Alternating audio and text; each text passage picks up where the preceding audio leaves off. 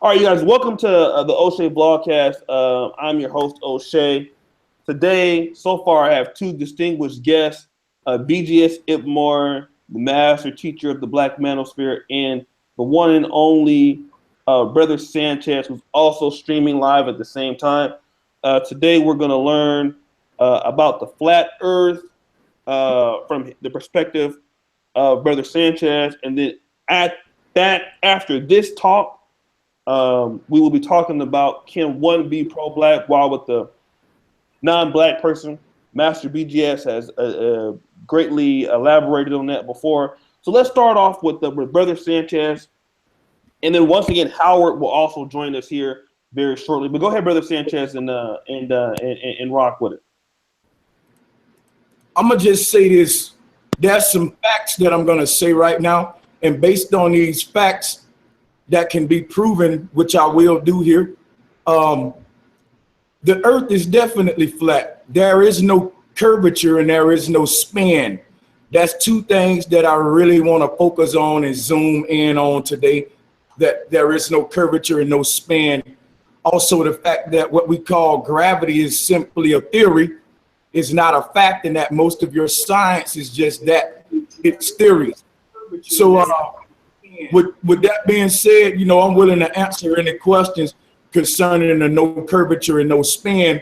But before I turn the mic over to my brother, I just want to ask to set the stage off. If there is curvature, guys, at what height do we have to go to see it? 30,000 feet. You can see it.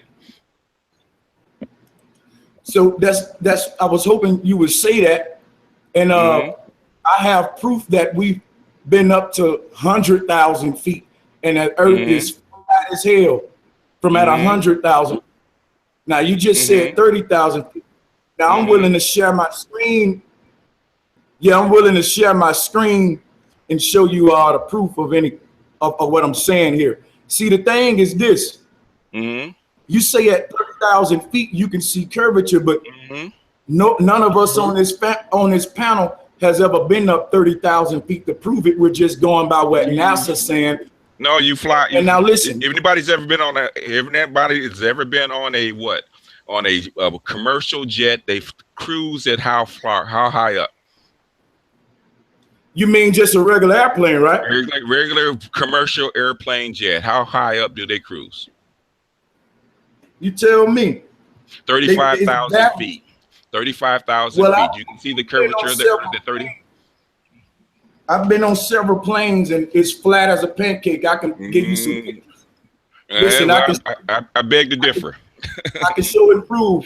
I can show and prove. You want to share my screen? Okay. Now let me ask you a question real quick.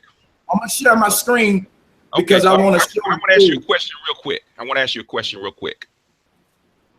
What if when you look out and you see planets, do you see anything flat? No, I don't. This is the. Do you see anything flat? When you look at the galaxy, do you see anything flat? There's curvature. The nature of the underlying, if you can look at anything from an atom all the way up to what we think of as what we call it, a cluster, a supercluster, has curvature because it's all based on the same thing. It's based on magnetic resonance. If you look at magnetic lines of force, there's a natural curvature. There is nothing flat in the universe, just like you're not flat. There's natural curvature. Everything is three-dimensional. Everything is curved. There has to be a curve. Let me ask you a question. If the Earth is flat, where is the edge? Have you ever been to the edge of the Earth? I don't think this nigga been nowhere. No, well, I'm not saying. Okay. I'm just asking a question, but I'm gonna let it. Well, I want to hear all his arguments, though. Yeah. Let's let him see what he has to say. Go ahead and share your screen, everybody. Let's just let him discuss his principle. Yeah. Came back, but let's let's not I didn't get to see it. Yeah, and shout out to Howard Sirius, he's here, but let's let him. Where did he go? Bro Sanchez. He went to get a sandwich. Okay. I guess he went to get proof. I guess he's not listening to my arguments. I'm talking. I want to hear his arguments though. Yeah. Let's let him actually. So what I'll do is let's let him state what he's going to actually say, and then we can counter. Oh shit! He left. He actually dropped off for whatever reason. Let me see. All right. Oh, he said, hold on, my mic is out. Okay, he's gonna come back. All right, so let's do this. While his mic is out, he's gonna come back. Howard, what up, Sirius? What it is? What's up, man? Glad for you to come back. How you doing, bro? Thank you for having me. Honored to be here. All right, let's talk about you real quick, man, because you have a great experience in the conscious community. Let's talk about some of your background here, man, and what you do, so that way we can introduce you to the manosphere. Okay, yeah, Howard Jones. I don't have a great experience in the conscious community as much as being on the periphery in the technical side. Are you there? Yeah, I'm here. You sound okay.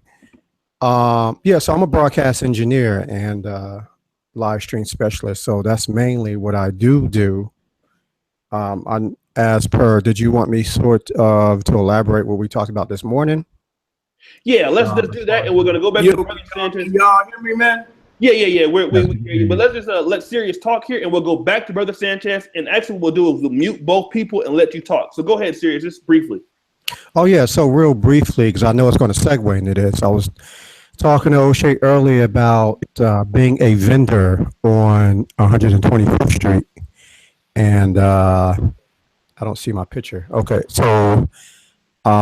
And being on the periphery and know those guys in the conscious community, because Brother Sanchez, I know you guys had a discussion about the conscious community, and so Brother Oshay asked me, would you like to chime in? Because I have firsthand experience with dealing with the brothers, and so shortly in a nutshell, there's no monolithic or consensus thinking. There's a whole bunch of schools of thought, and all those guys are different. And so I know that we're going to be segueing into that conscious community thing. So I'll just giving you that information. Okay, cool. So what we're going to do is, because me and Brother Howard, and I'm trying to get BGS Ibmore, the master teacher, who is very respected. We're actually trying to put a news channel together for Black men under Sirius, because he can do that and live stream us. So we're gonna try to get BGS to brain pick later. But let me do this. I'm actually gonna put Sirius on mute, BGS on mute for the time being, and then let's let Brother Sanchez go on with his discussion of the flat Earth, and we'll do the debate rebuttals after he's done his, and that way it runs smoothly. Go ahead, Brother Sanchez. No doubt, appreciate that. Yeah, I wanted to go back to what the brother was saying earlier about the planets being round, the sun being round, the moon being round. What I wanted to say is I hear that a lot, and to me, that's not science. That's where we go wrong. Like, I don't look up at puffy clouds and think I'm walking on a damn cotton ball, and I don't walk into my living room and think that the floor is shaped like the ceiling fan. You see what I'm saying? That's not science. The thing is this, because the balls on a pool table are spherical, don't mean that the table that you're playing on is a sphere. You see what I'm saying? So we got to get out of that kind of argument and go back to real science, which is what led me into flat Earth. Because all my life, I only believed in a globe. And we know that science ain't a matter of belief. It's a matter of fucking fact.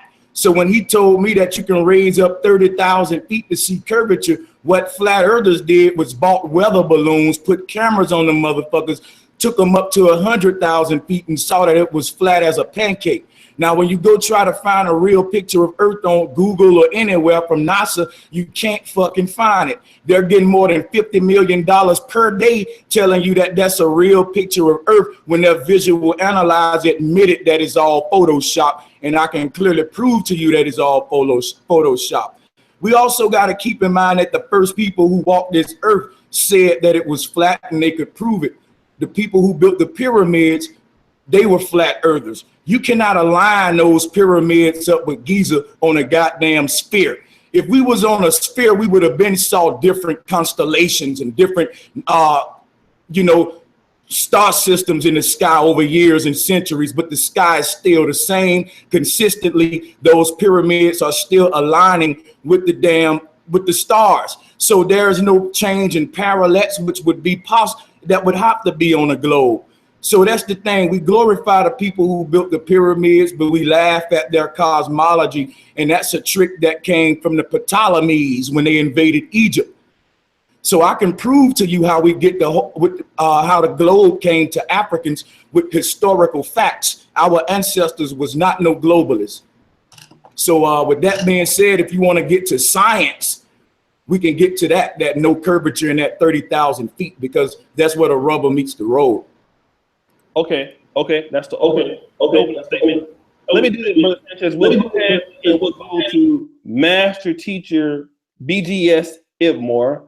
One of the, he don't want me to say one of the undisputed kings of the manosphere, probably the one. So, he's very respected. Everybody looks up to him as one of the hierarchy people. We all learn a lot from him. I know my life has been changed personally by listening to what he has to say. I've been very successful listening to him. I'm one of his students.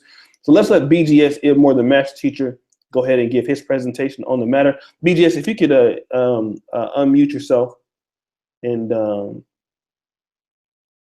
give your rebuttal to it, and then we'll go to Brother Series, and we'll go back to Brother Sanchez. I mean, if we want to get to science, as he says, fucking science. If we want to get to science, it's really, really simple. If the Earth is flat and it's a flat surface, then at some point you have to have an edge. If a flat earther can go to me to the edge of the world, find the edge of the earth, take a picture of it, no matter how thick or thin it is, I will believe them. Where's the picture? It's real simple. You don't have to fly a weather balloon 100,000 feet up in the air. Everybody knows that a flat surface has an edge. Where's the edge? It's really simple. It's not that hard. If you can answer me. My mic was muted. My bad. Can I share my screen for a minute? Sure. See, so the brother asked, where's the edge? The problem is, let me speak for a minute. The problem is, you don't know that Antarctica is not a continent, but that Antarctica. That's not answering my question. Hold on, brother. I can answer you. I didn't cut you off, my brother. If you be quiet and let me speak for a minute, I'm going to answer you thoroughly. Okay. All right. So here's the thing. You don't know that Antarctica is not a continent. It's actually an ice ring that surrounds the earth. Now I'm going to share my screen just to show you what I'm talking about, because you really need to have an idea of it. Now, after you see what I present, you can say whatever you want to say, and I'll go with it. I'll either take it or leave it. But at least I want you to see my evidence, brother. That's all. Now, if you can see my screen, I don't know if y'all can see this. So Antarctica, it's an ice wall that surrounds the earth. But now, before you speak, I'm just showing you the actual pictures. Now you can see pictures of people on top of this wall. It's a huge ass wall. All right. Now, this is going to take a minute, so let me pull out some more. I want to just show y'all something. I don't know how much time you got, but just to give you a scale of how big this wall is huge. As you can see here, ships have to actually anchor ropes or ladders on top to get up there. It's 200 feet, and it encloses up. So when people ask, how do you fall off of it? You can't fall off the earth. You actually have to climb up on the edge. So just to give you an idea of what the earth looked like. Now, with that being said, I'm going to show you some ancient maps of what the ancestors said the earth looked like. Here is one right here. So in the middle, you can see our 7 continents with the sun and moon, and you can see this ice ring that I'm telling you about. Now, beyond that ice ring, if you step up on that and start walking outward, eventually you will reach another ocean. The ancestors said that it's other lands beyond that ocean. That's where the Atlantis concepts and all of this missing land shit come from. So also, if you look on this second ring, you can see another sun and moon over there. And guess what? Sometimes we see 2 suns in our sky.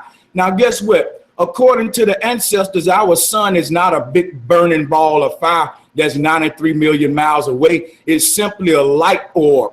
It's a pure light source that's only about 3,000 to 5,000 miles away, and we can get into that later. Basically, just want to give y'all some geography of flat Earth, because when you ask about an edge, this is what you got to understand in front of your face. What you're seeing is ancient maps.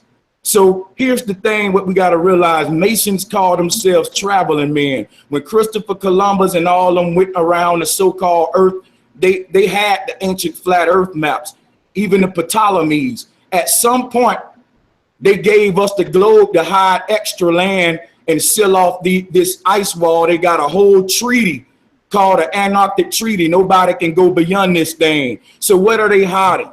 Why can't nobody go beyond it? And if you want to get into the no curvature, no spin, we can do that too. But I just wanted to give him an idea that there's there's no recorded ends to the earth. And that's a fact. And there's also diaries of captains who said that they sailed along this ice wall. Captain Cook was one of them.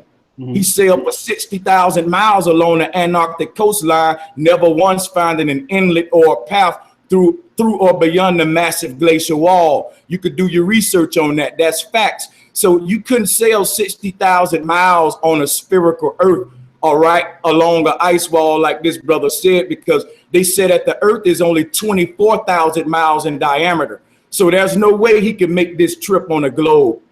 All right, let me do this. So we're going to let Master Itmore respond. Then we're going to go to Sirius. While we're in here, thank you for everybody that's listening to this the debate. We have a very well-minded, very smart, articulate black men that's speaking on some high-power shit that even I don't know what the hell is going on, which is why I'm quiet as shit. So, like I said, Master Itmore is way more brighter than me. I think Brother Sanchez definitely knows more about this than I do. Let's do this, you guys. We have 88 people in the chat watching. I know Brother Sanchez has a stream going. Let's like the video on this particular stream. If you're on my channel or Brother Sanchez's channel, please support both channels by liking the video, okay? What I'm going to do right now, for the sake of the debate, is I'm going to mute Sanchez and let Master Teacher Itmore respond, okay? And then we will then go ahead and then let Sirius put in on this particular topic. Go ahead, Master Itmore. Okay, like I said, extraordinary claims need extraordinary evidence. If you're going to upend a spherical Earth in orbiting planets and all this stuff that science uses every day, because the satellites up in the sky, if you don't believe that they exist, or the rockets that if you don't believe they exist, or the spaceships that we send out into the ethos, if you don't believe they exist, then you have to come up with a claim with pictures, not drawings, with pictures about the edge of the earth. There has to be an edge. The earth does not go on forever. There has to be an edge. If there's an edge, if there's an ice wall with space on both sides of it, I'll believe it. But you don't have pictures of it. You have drawings.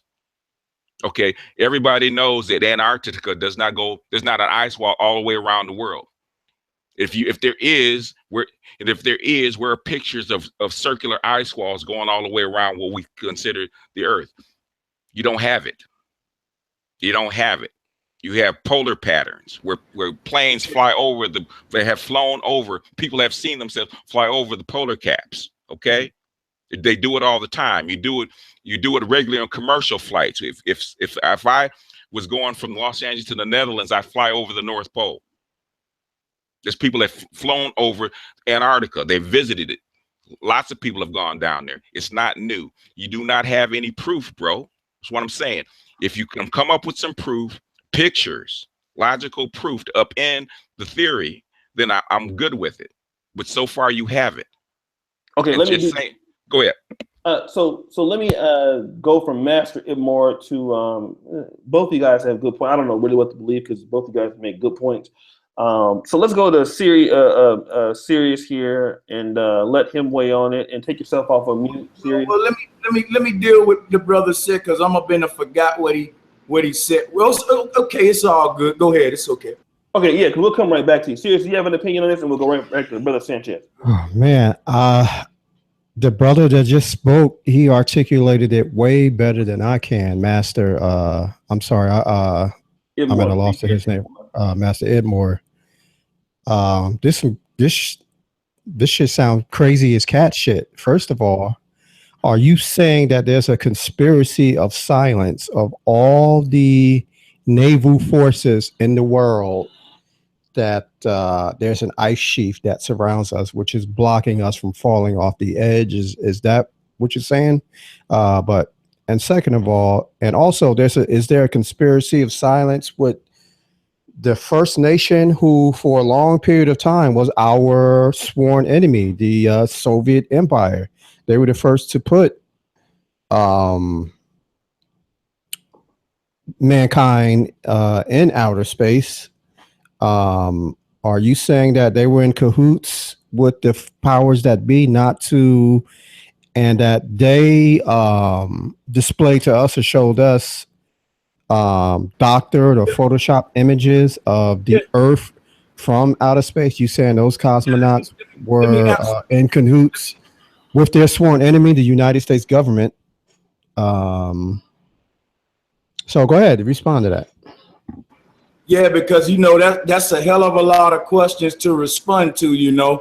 I'm still trying to remember the first brother's questions, and I'm also gonna. I kind of got a notebook out and I'm writing them down. We ain't gonna leave no stone unturned. See, because what y'all don't realize is this is a worldwide movement that you guys is just.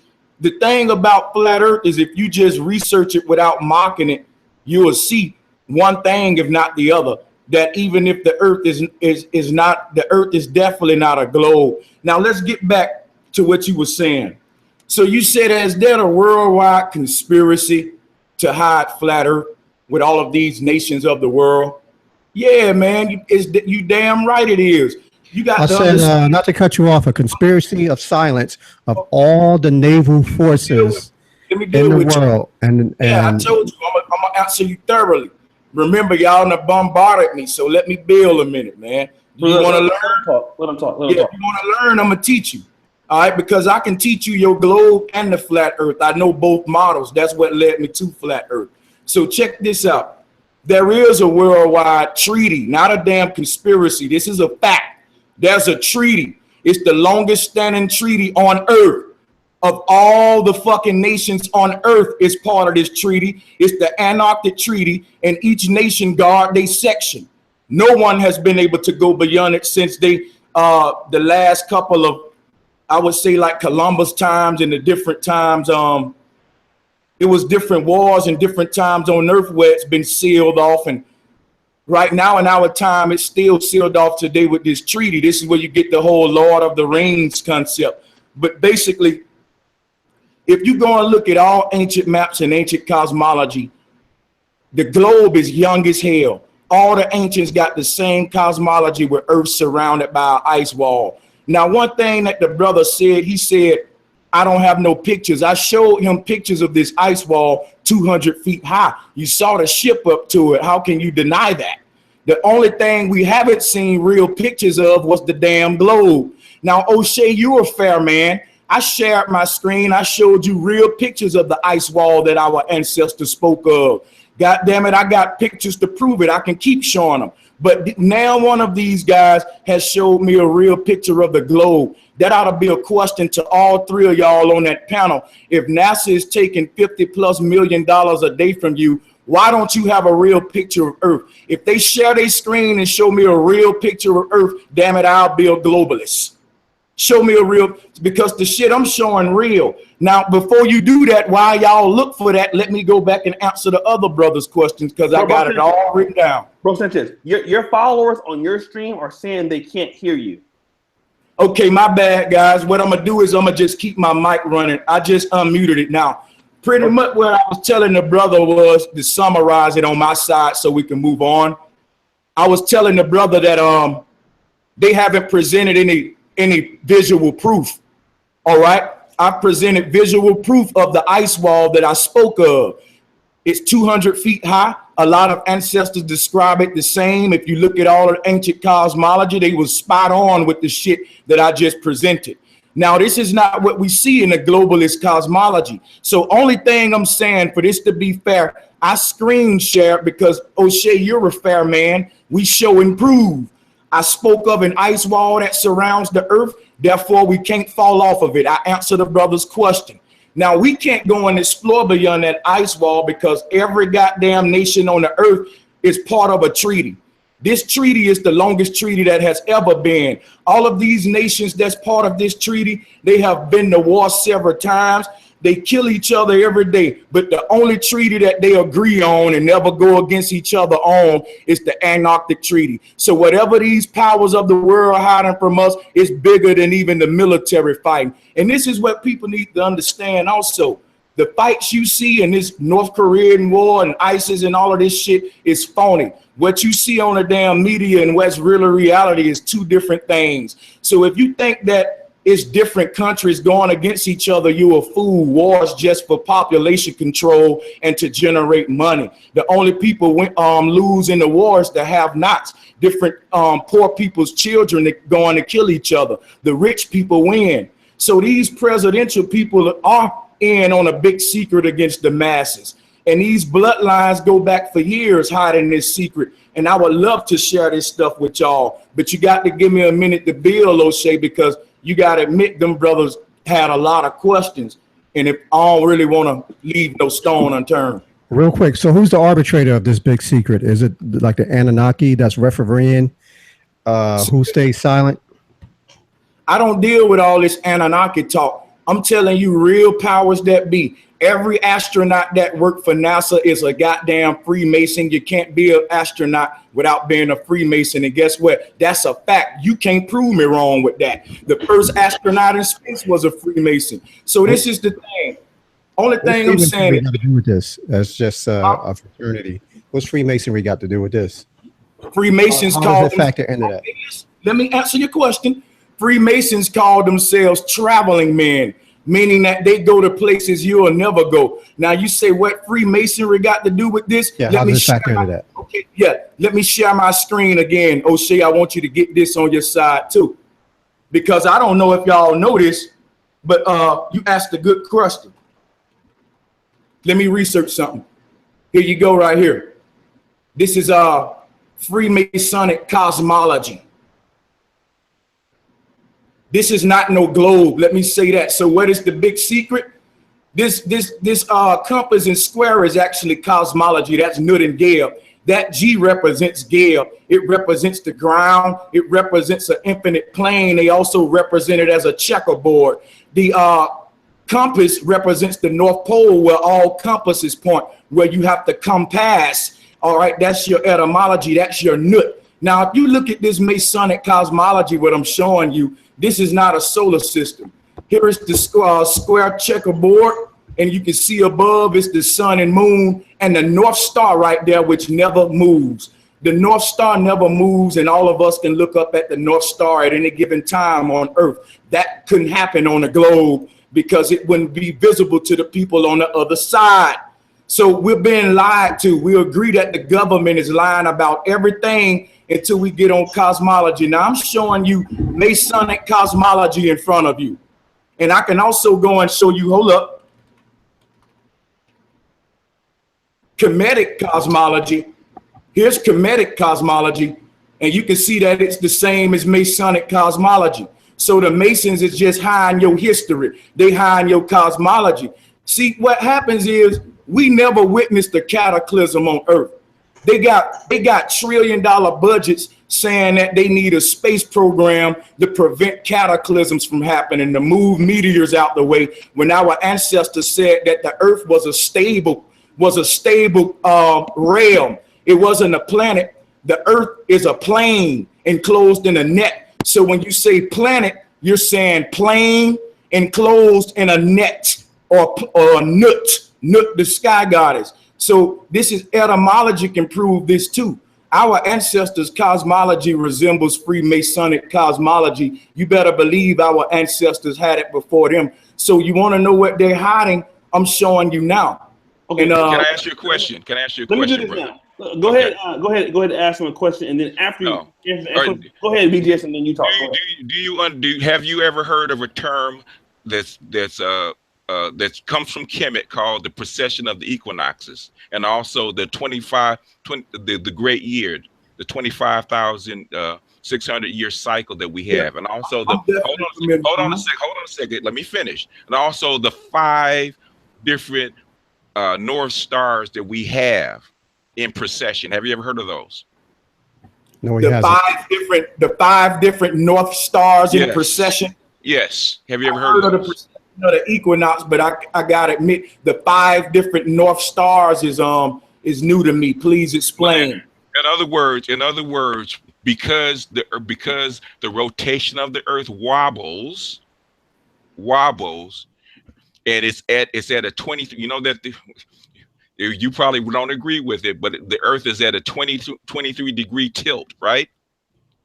It will point to one of the different 5 stars up, north stars up there. So in other words, Polaris, the one we're pointing at now, will not be the same one that we point to. And they say in 1,500 years, you're going to point to a different stars. You have 5 different north stars that are up there that you point to because of the tilt, because of the precession of the equinoxes. It's an astronomical fact, and they have been charting the precession of equinoxes and this north star pattern for basically 100,000 years. It's not new, and the Comedians or the Nile Valley civilizations have pointed that out forever. So how do you explain that? Okay, let me do this before you go ahead and explain. Hold on. Okay. Yeah, go ahead. Before we go back, great show. Everybody's enjoying this shit. This is much better than what I fucking thought it was going to be. Let's do this. If you're on each stream, Brother Sanchez is streaming right now. Like the video on Brother Sanchez's stream, you guys. Don't just be in his chat without liking it. If you're in this chat, please, if you're in my room, like the video. Yeah. What we're gonna do is and also, brother, hold on for a second, brother Oshay. Hold on, brother. Let me deal with what you said. Wait a minute, brother. Hold on a second. I'm not asking. I'm saying something, Oshay. I'm already brother. Hold on a second. What I'm saying is, normally when we have a meeting like this or a group meeting like this in the committee and basically in the black pro-black. What everybody does is donate. They donate to the room because you're getting a lesson, you're getting a lecture, you're getting knowledge. So for Oshay people that actually listen to you, this is something you wouldn't normally hear anyplace else, this particular argument. So please donate to Brother Oshay in the super chat. That's what I was going to say. Now, brother, you can continue. Hold on a second. Okay. Sanchez, I'm about to actually make a donation to you. So that's what he's trying to say. He's trying to help you out, all right? So we're not... So let me do this. I'm going to actually go donate into Brother Sanchez super chat. Thank you for coming on here, and I'm going to do the same thing in BGS tonight. So Sanchez, go ahead with your argument. I'm going to get my wallet and come back, okay? All right. Hey, much love. Appreciate that, Oshay, man. I'm going to do the same. I just want to say I don't want to really get into an argument with any of you brothers on the panel. If anything, I want to send you away doing some research that you have not done. Now, one thing we have to admit, Eli, is so far we've only said our different beliefs. The stuff you're telling me that scientists doing, you got to understand that these the same scientists that's putting poison in your water. These the same scientists that's genetically modifying your food. I'm not a fool. Hold up, let me finish, man. I'm not a fool for having distrust in my government miseducation. I must say. So what I'm saying is this.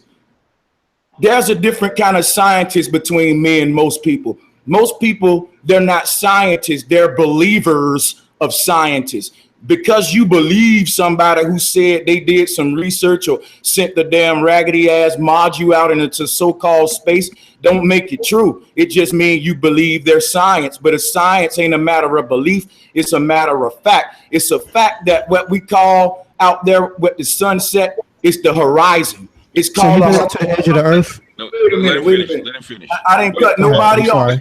I know, but Nobody off. Go ahead. I didn't cut nobody off, yo. Let me finish. If we want to have a dialogue, you can't go on a monologue. So you got to have a dialogue. Got to cut it short so we can respond. When you I'll was just cut building, in real quick, but go ahead, finish. when you guys was building, man, y'all bombarded me with questions, yo. We made it short though. You know what, man? I'm gonna tell you like this, brother. If you got somewhere to be, if you want microwave shit, I can't give you that.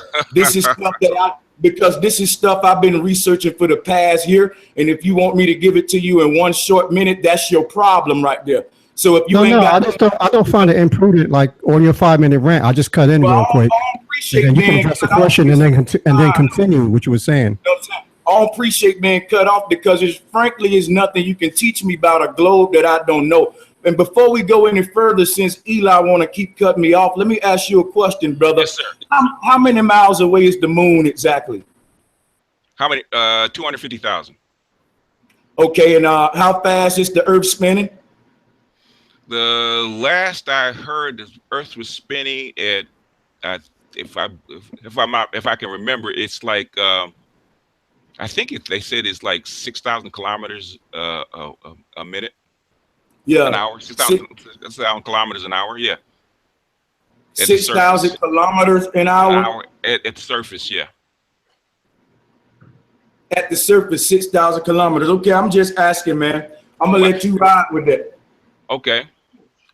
But the thing is this: they said that it's spinning at 1,000 miles per hour. But here's the thing I want to point out to you about this whole debate. Mm-hmm. Horizon is called horizon. Mm-hmm. The root word of horizontal is horizon. It's not a curvizon. It's not a curvizon. It never bends. There's no recorded edges to the earth. Now, with that being said, the question I want to ask you is, how far up do we got to go to see curvature? And when are you going to show me a picture of a ball earth? Because really, I'm going to tell you something right now. And it's real talk because I don't want to continue circular arguments. It's some real spit what I'm going to say right here. If we had a real picture of earth, do you think me and you would be having this debate? If they gave us a real picture of earth, I couldn't argue with that. I have to look at that shit and say, damn, man. Yep, it's definitely all the pictures of Earth are fake. And I just want to ask you this quick question. So have you been to the edge of Earth and have you witnessed this ice edge? And in other words, where'd you get your research from? Where you learned, because no one was born with this stuff in their head. You have to have happened upon this information. So if you can enlighten us on your journeys, your eyewitness experience, or who you learned from, either or. I'm gonna just ask you guys a series of questions, and we're gonna see how. But answer the question first, though. Oh yeah, that's what I'm gonna do. I'm gonna answer the brother question right now. Yeah. So let me answer your question with this. This is what led me into flat Earth. Ultimately, I was a globe head, man, and when I heard about flat Earth, I went on YouTube trying to find shit to debunk it. I fucking cut out video clips with little funny shit in it to make fun of them. I started researching about it, and the more I looked into it, the more I said, you know what?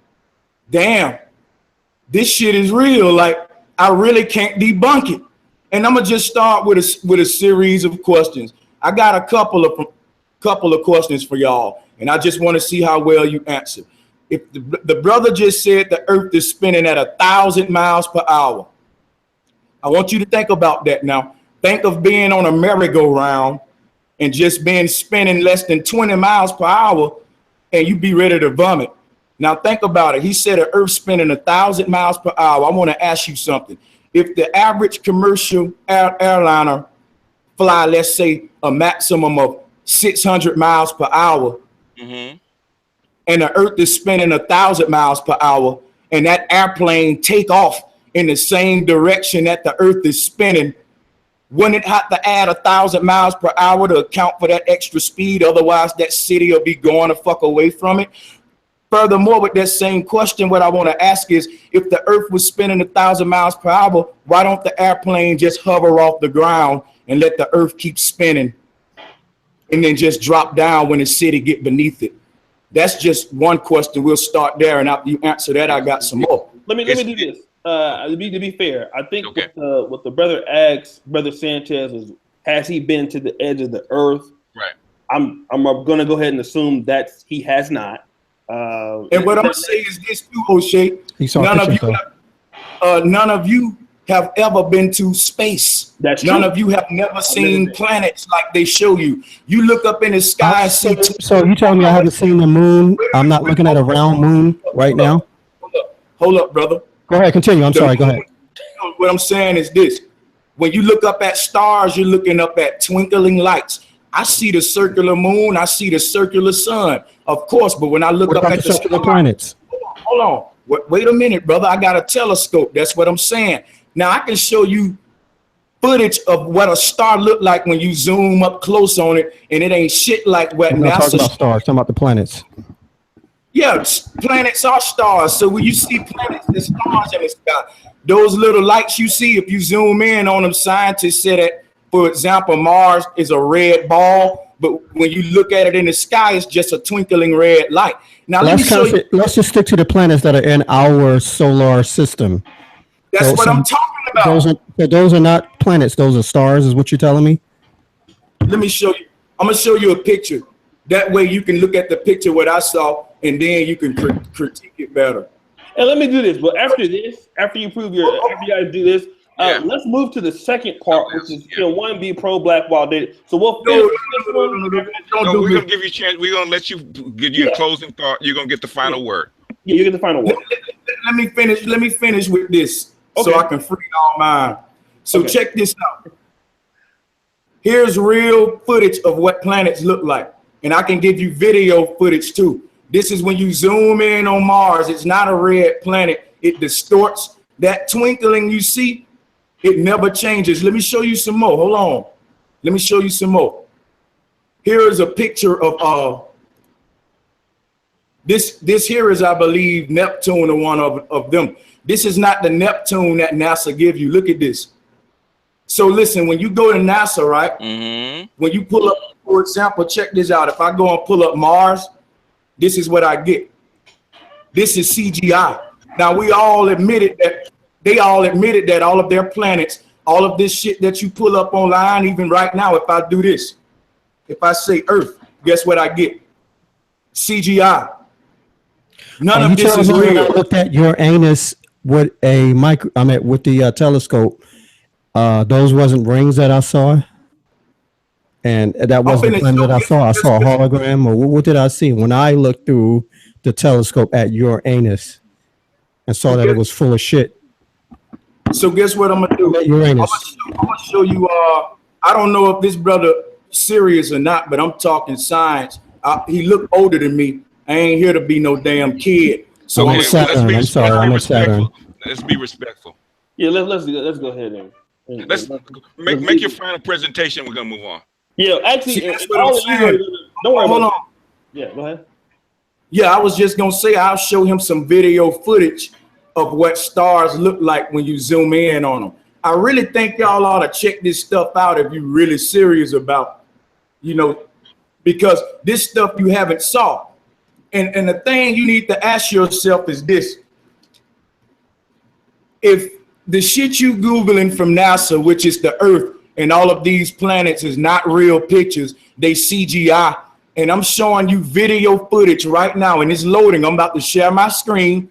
I'm going to show you what real stars look like when you zoom in on them. And after that, you can make your own mind up, okay? Now, the ancestors called the stars simply light beings, light fixtures. They never called them as solid things that you can land upon. This is where we get the song Twinkling, Twinkling, Little Star, because if you look at the twinkling of the stars, it proves that they're not physical.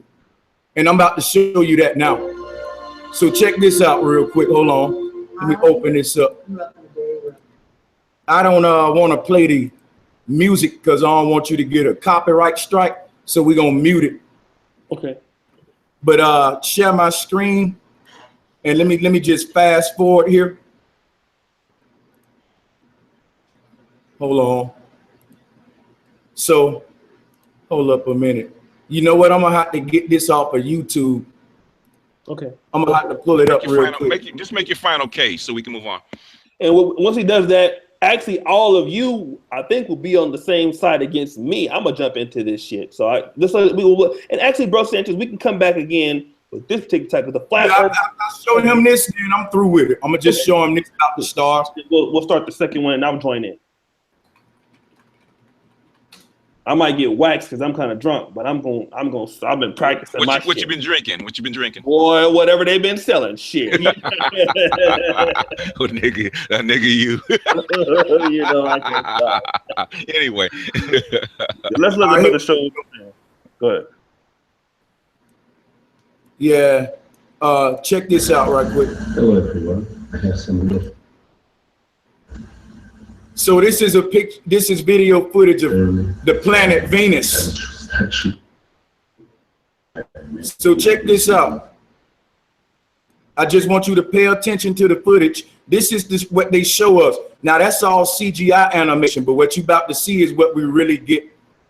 This is NASA's fuckery right here. CGI animation. Now, what you about to see, yeah, all of this is CGI animation with this burning sun. So you think it's a camera that can be that close to a sun that's supposed to be as hot as they say? Get real. Where that camera at? I want to buy it. Now, this is what we see from the planet Venus. This don't look like nothing solid. I see holographic distortion. The ancestors call these, they didn't say they was planets. They said that these were wandering stars. So what you call planets today, our ancestors call wandering stars. A plane enclosed in a net. And again, if you want to see some more of this examples of how the cosmology look, I can also show you some more footage of different planets and how they distort. So this can't be nothing you can land on. Especially, it can't be no light years away, the fact that you can zoom in on it that close. All of this proves what the ancestors said and disproves what NASA said. That's why when you look at Nightingale, it don't resemble no damn solar system. So I choose to believe what my ancestors said as opposed to what NASA's saying. Plus, I can prove this. I can't prove none of that CGI fakery that they giving us. I'm showing you real footage right here of what planets look like. Okay. Constant change colors. Look at here. This Mars right here. Well, that's Betelgeuse. Look at it. Look at these different light bands. These are supposed to be solid planets. This is supposed to be a solid planet. Let me ask you this. So now like we saw with Venus. Go ahead. Yeah, just like we saw with Venus, all of these planets behave just like the ancestors said, dynamic light orbs. They never, it's the same shade or light. They're so dynamic that they're forever changing their if you look at them, you can see how it's always changing. It's never the same light, shade, and color. So these things are more magical than what science teaching us, because if you Google a planet, it's not going to look like this. But I'm going to fall back because I know y'all want to move on. Yeah, so here's the thing. I actually been enlightened by all the panel. I'm not at any change decision, but everybody said this debate is fire. People like it. People are entertained on both sides. So I thank Brother Sanchez for sharing his light. The master teacher is nothing he don't know. He's a walking encyclopedia. Serious with some really good questions. I want to move into the debate that of me and Brother Sanchez. And this is my first time actually debating or getting involved in the debate or sharing my opinion live where people can actually rebuttal me. I'm going to take we'll talk about this opinion. Can one be pro-black and marry a non-black person? I'd like to start it off and then you guys can kind of jump in. But I just want to say this very quickly. Brother Sanchez makes a point that if all black people come, if all races stem from black people, then if if a black person mates with a non-black person, that black person cannot say that's racist because all people come from black folks. Master Teacher Ibmore says that one can be pro-black based off their body of work, meaning that if that person is married to a white person, but if they have a body of work in academia, in writing books, in activism, doesn't matter who they marry, that person is pro-black. I am under a different premonition, and I won't be very long. I'll be very, very short. Here's my position. If you tell me that all black people come, or all non-black folks come from black people, if that's true, I don't give a fuck if it's true or not, but let's assume that you're right. The fact that those people don't look at you as being a part of you, and those people look at you as less than, that's what I'm dealing with. And if you are a black person and you complain about any sort of white supremacy, even if you have an extensive body of work that talks about black people and the plight of the Negro, but yet you are willing to negotiate or deal sexually or reproduce with a group of people that will produce a mulatto baby, which means that mulatto person will have a higher position than a Negro. It doesn't matter what your extensive body of work is, because you are a fraud to that work. And the reason why you're a fraud to that work is, number one, the people who came from you don't fuck with you. And you understand the plight of the Negro, and you understand that those people don't fuck with you. But you complain about those people who don't fuck with you. And you have the nerve to mate with the same people who don't identify or don't relate to you and want to keep you oppressed. But then you want to complain about it and then go to those people. That is like a Christian pastor telling somebody that, hey, you know what? You shouldn't sin, but you're out there fucking your church members. There is no difference regardless of the extensive work that one has. You cannot be conscious, in my opinion, if you agree on the black struggle and the black history and black culture, dealing with a group of people who do not identify with that same culture. And they look at your culture as being less than, not as an individual, but as a group of people. That's my position. Whoever wants to rebuttal it, you can come in. Well, then we're gonna have to start tossing out a whole lot of people that basically built the groundwork of our movement and what we call the pro-black movement or the consciousness movement. You got to toss out a whole lot of people if you do that. So if you don't want to take the building blocks of what you actually built your movement on or your consciousness on or whatever, then that's fine. Okay, if you want to say, oh, we're only going to accept the people that are married to black people and the folks that have something to contribute, that have built our knowledge as basis of black people, then that's another thing. So you're going to have to choose. Well, here's the deal. Can you hear me? 1, 2. Yeah, very good. Okay, so there's a racial pecking order that's based on what I call a looks hierarchy. Mm-hmm. And the dominant society or the people with a certain look who rule this planet look a certain way, and you're either one or you're not. So you have them, and then you have the opposite spectrum of them, which is us. Now, unfortunately, as painful as it may be, from their point of view, we are not them. So we're at the bottom of that hierarchy. We're at the bottom of that totem. So with that being said, you're gonna have to choose a side. That's just the way it is. You can talk your way out of it and wish that it wasn't so, and that's just the way they see it. You're either one or you're not. That's what Dr. Clark said. You're either one or you're not. So in my opinion, no, you cannot be pro your community and date outside your race. That's just the way it is. Some of us, we don't The beauty standard, the world beauty standard is the European standard for a lot of people.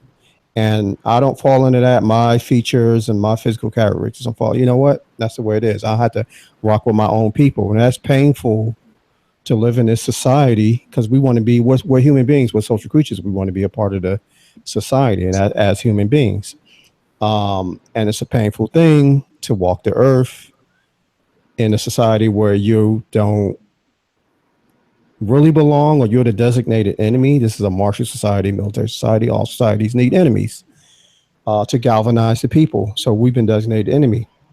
That's the way it is. We're going to have to deal with it to overcome. So that's sort of my intro into this thing. I mean, race is a class.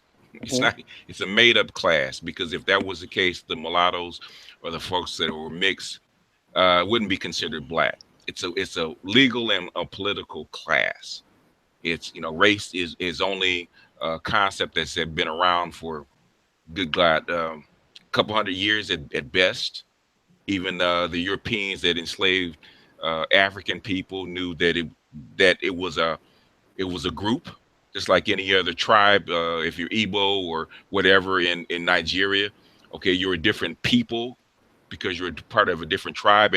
And back when, that's what it was seen of, even as the Spanish caste system of that was invented back in the 1500s knew that it was a group. It had nothing to do with race. Race was an invention by the Germans in the 17th or 18th century. Race is a fiction. There's always been tribalism, but a lot of that tribalism is based on a looks hierarchy or features hierarchy as well. It's complicated, it's a lot of components based on, this tribalism. So the race scientifically, as we know it, which was sort of codified by the Germans, phrenology and all that type of thing. Yeah. But there's always been, racial wars as well as tribal wars going back to the beginning of the time. Yep. Let's listen to is that Jay Black from England, London, or United Kingdom? If that's him, shout out to him. I'm a fan of your channel. Let's go ahead and listen. Let brother, as they say in the conscious community, let Brother Sanchez build on this topic. Well, yeah, me personally, I've risen to a point of my consciousness where I see a big chessboard where there's only two races, and that's haves and have-nots. The hidden thing about the top of that pyramid is that we can't see that what we call white supremacy is more so global supremacy, if you ask me. The white man can never do it alone, and there was always mighty black men who made sure we stayed down and who put us in this position in the first place. So long as we keep that in mind and realize we are our worst enemies, because the problem started with us and it ain't gonna end but with us. So point anywhere our fingers anywhere outside of us is the problem. Because again, like I said, if you got these big black secret societies and boule members like Steve Coakley taught about, and a lot of the great teachers taught about, all of these big black Masons, they there to make sure you never get to where you're supposed to be. So I'm not just blind enough to say white man, because chances are you'll never get to that white man, because that black man is like that fence right there, and he gonna make sure he protect massa. So we blind about who really in our communities making shit the way it is, because there's a whole area of black men who exist in power before you even make it to those white men. So research Steve Coakley, guys. I disagree with that. Not to cut you off, Oshay, real quick, because Professor Smalls, Marcus Garvey, Martin Luther King, Dr. Ben, pro-black general Khalid Muhammad, these were all master Masons. At least they were nobles to 32nd degree. Yeah. So all that spooky shit, you can throw that out the window. Masonry and Freemasonry and two different things. Get your research. They're all the same thing. Get your research. No, let me tell you what Masonry is. No, bro. No. All right, bro. Well, okay. Well, the Masonry, as you're alluding to, because you're saying secret society and Bro, it's different kinds of Masons. All right. Well, you playing word games now. So because you're alluding to a secret society, you're alluding to what Steve Coakley. Hey. Let's be civil here. Okay, go ahead, brother. Only thing I'm saying is this: big black secret societies and big ass black organizations exist. I can pull up videos right now and show you black news reporters that's crisis actors faking shit in the news. All of these folks connected with the big Jewish media companies. So these rappers and shit are sellouts too. Don't nobody get a pass but me. So when you say we unite with all black people, it's a group of black people that don't want to unite with you. It's the rich, man. That's what you got to understand. The rich people respect the rich. They got something coming that you and Bubba ain't got in common. And that's riches. They don't give a fuck if Ray say black power and Bubba say white power. They gonna spray both of your ass with goddamn chemtrails and poison both of your water and vaccinate both of your damn children. That's what I'm saying. So the rich is all I see is haves and have-nots, man. Okay. I see a group of goddamn powerful families of all colors suppressing a group of poor people of all colors. It's poor people of all races, rich people of all races. That's just the facts. Let me talk about this real quick. Make good points. BGS makes a good point. I don't talk a lot. I say what I have to say. I get to it. I recently came from Africa, and you say there's not really race because you've raised to a level of consciousness, and what you have noticed is the haves and the have-nots. I'm glad you said that, because you don't see race but poor and rich.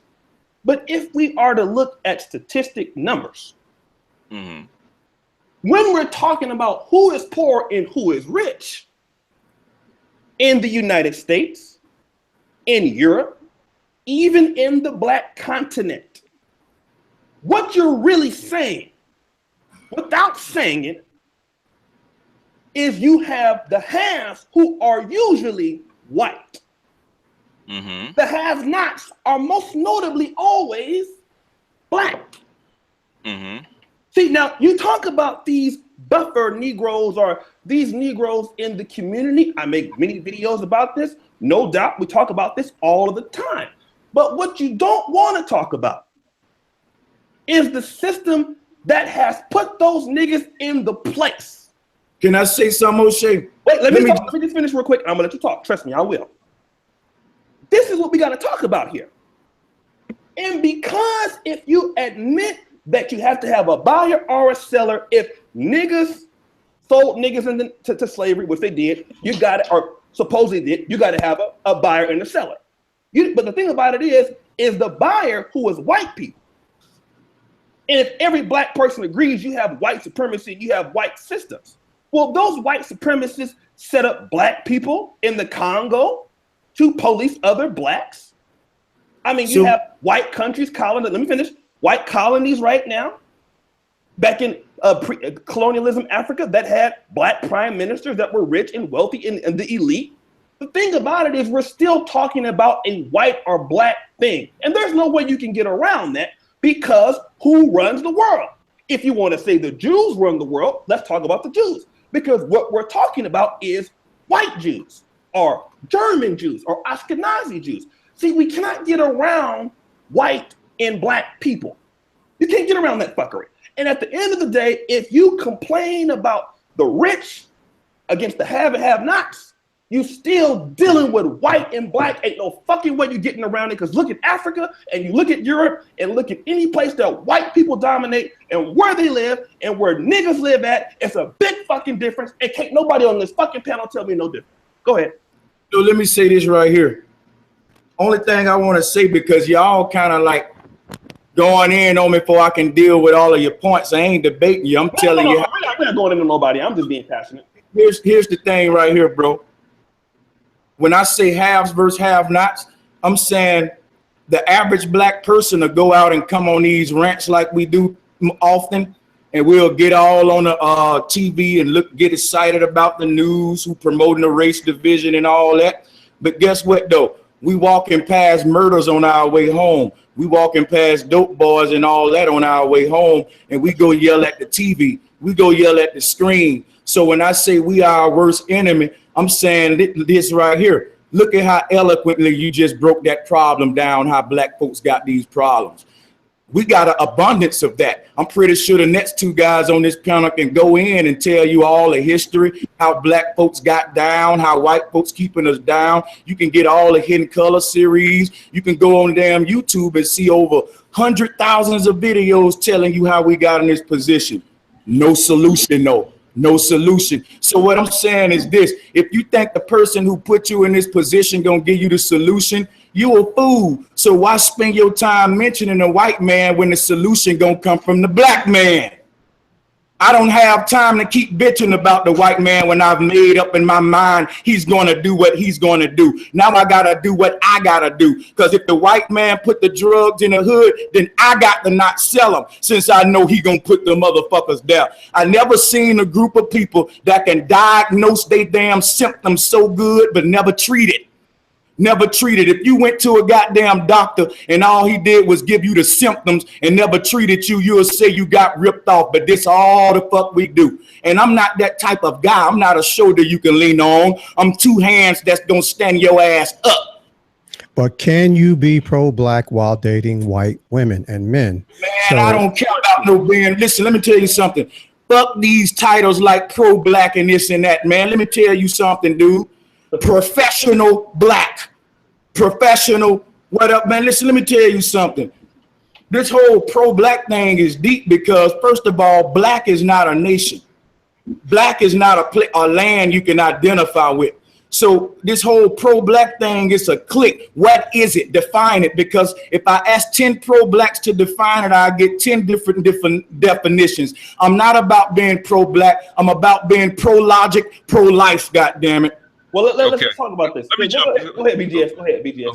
Okay, this is why I came onto YouTube. You know, because I've been researching this stuff, and basically me and my partner, we've been doing this stuff for the past 14 years, okay?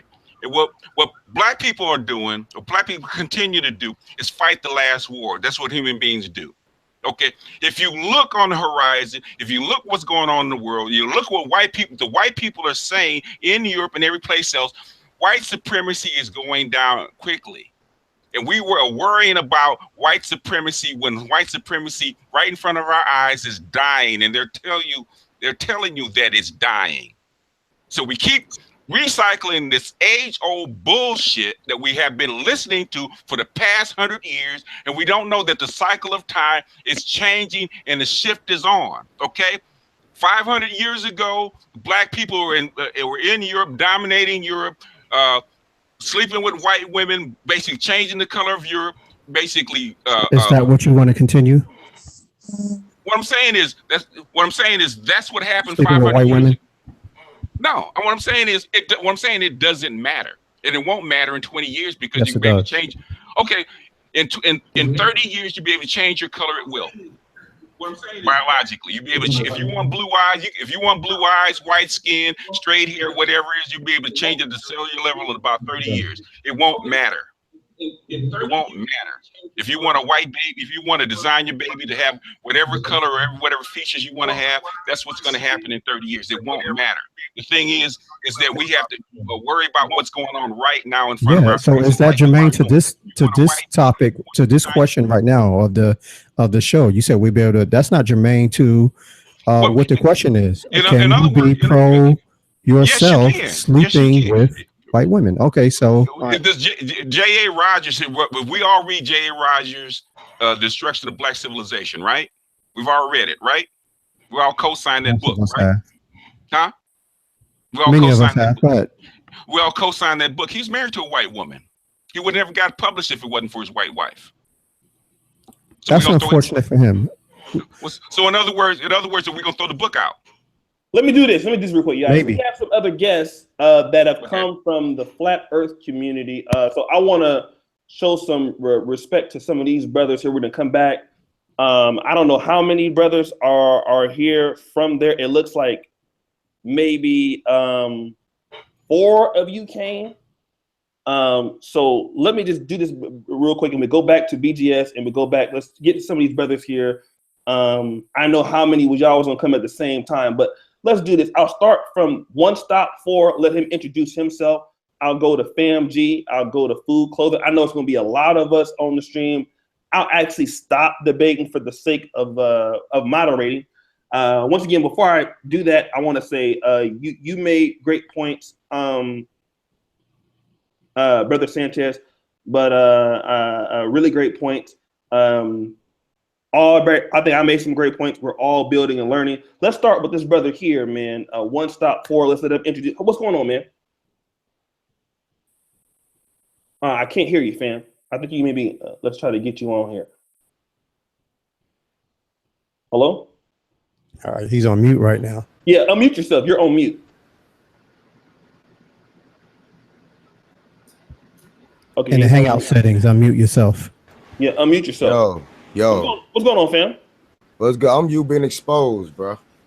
Okay, you've been exposed. Okay, and you came doing? Pretty good. And you came based off of Brother Sanchez, right? Absolutely. I ain't like what I was saying, you know. I come to support my brother, and you know, it is what it is. Like I say, it seemed like a lot of these brothers is running for that from that body bag that Brother Sanchez was trying to. Hold on. Or sleeping with white women. We're not doing the flat earth debate right now. This is no more flat earth. We're on a new topic. So okay, what's the topic? Because I can run it.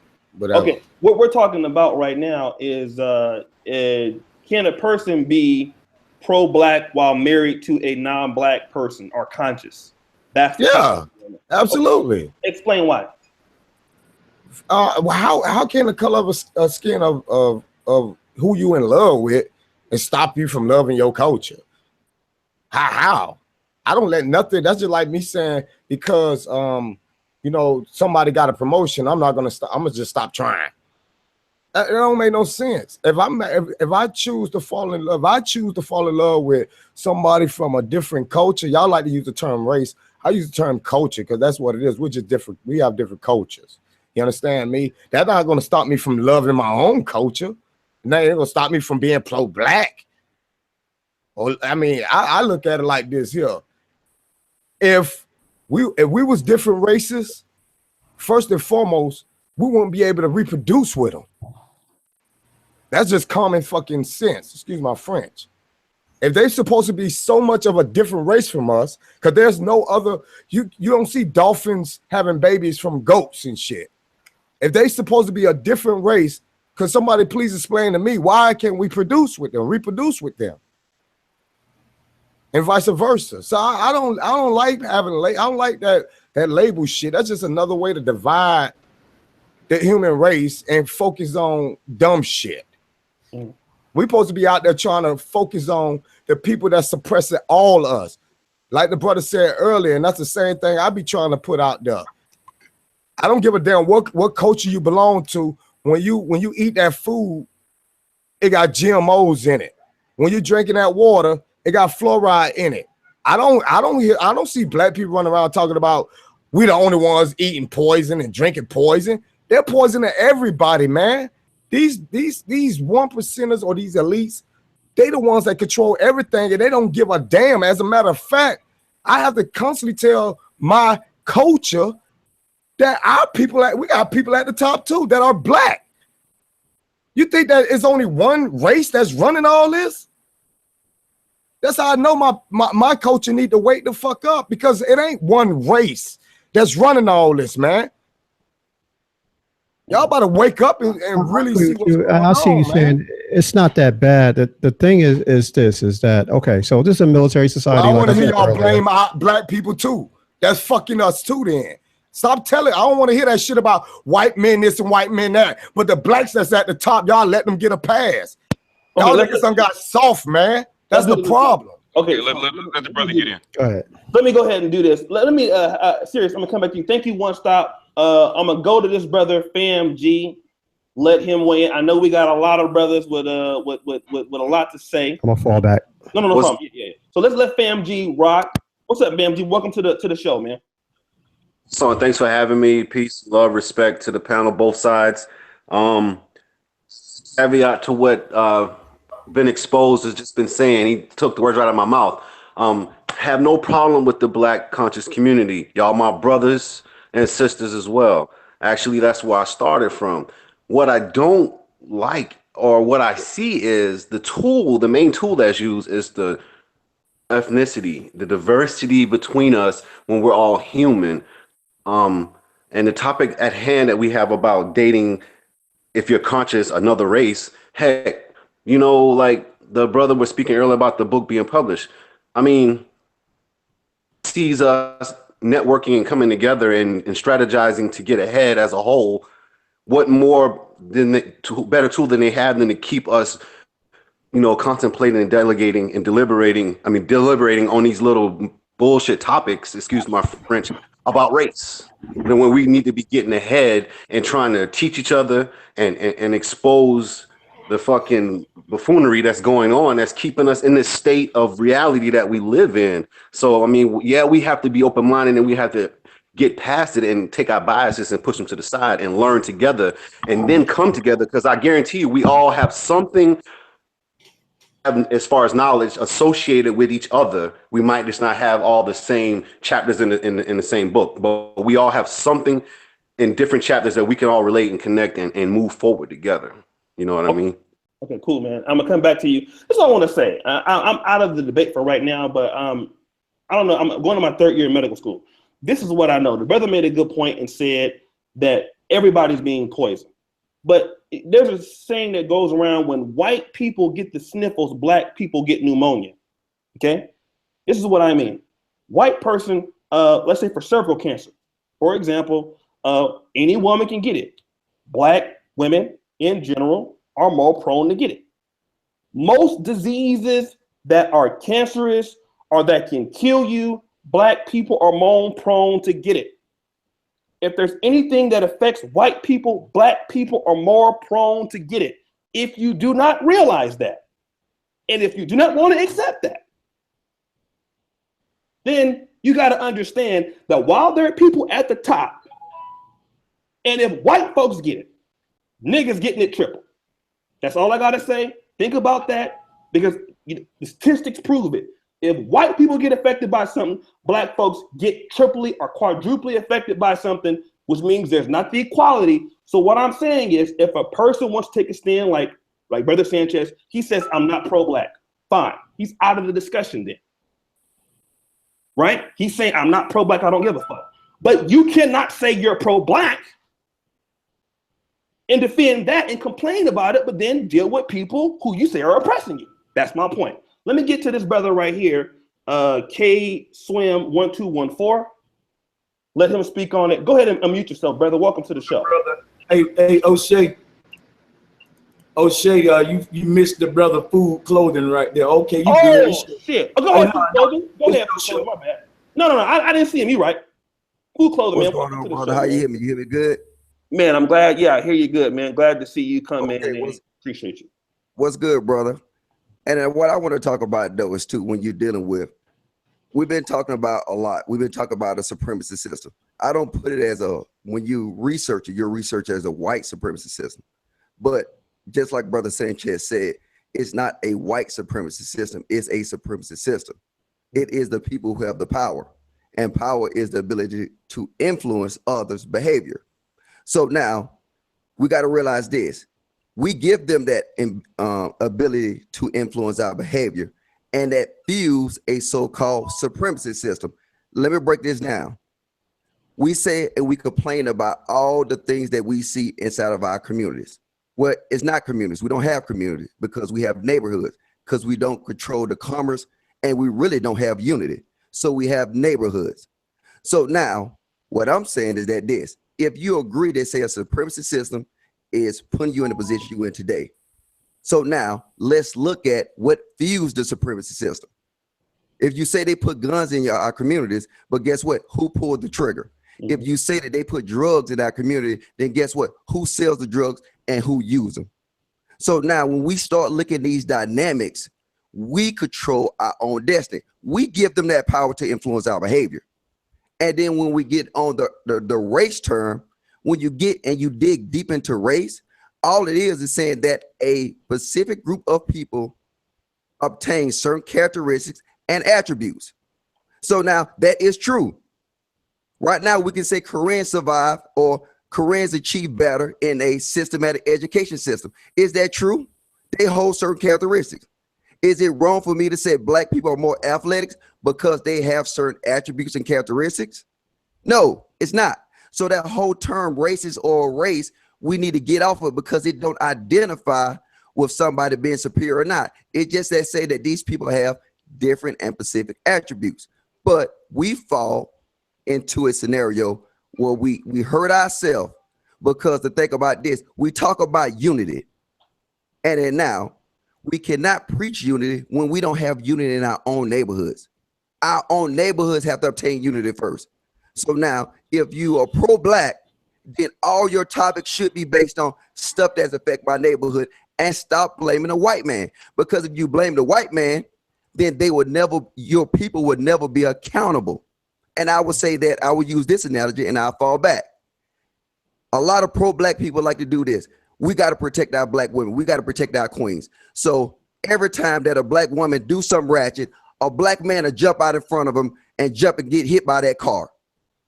But what we don't understand is this.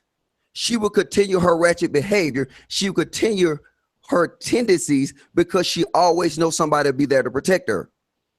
So now if we let her, or I'm using her as an analogy, or let the black community get away with this victimhood, they would never be accountable.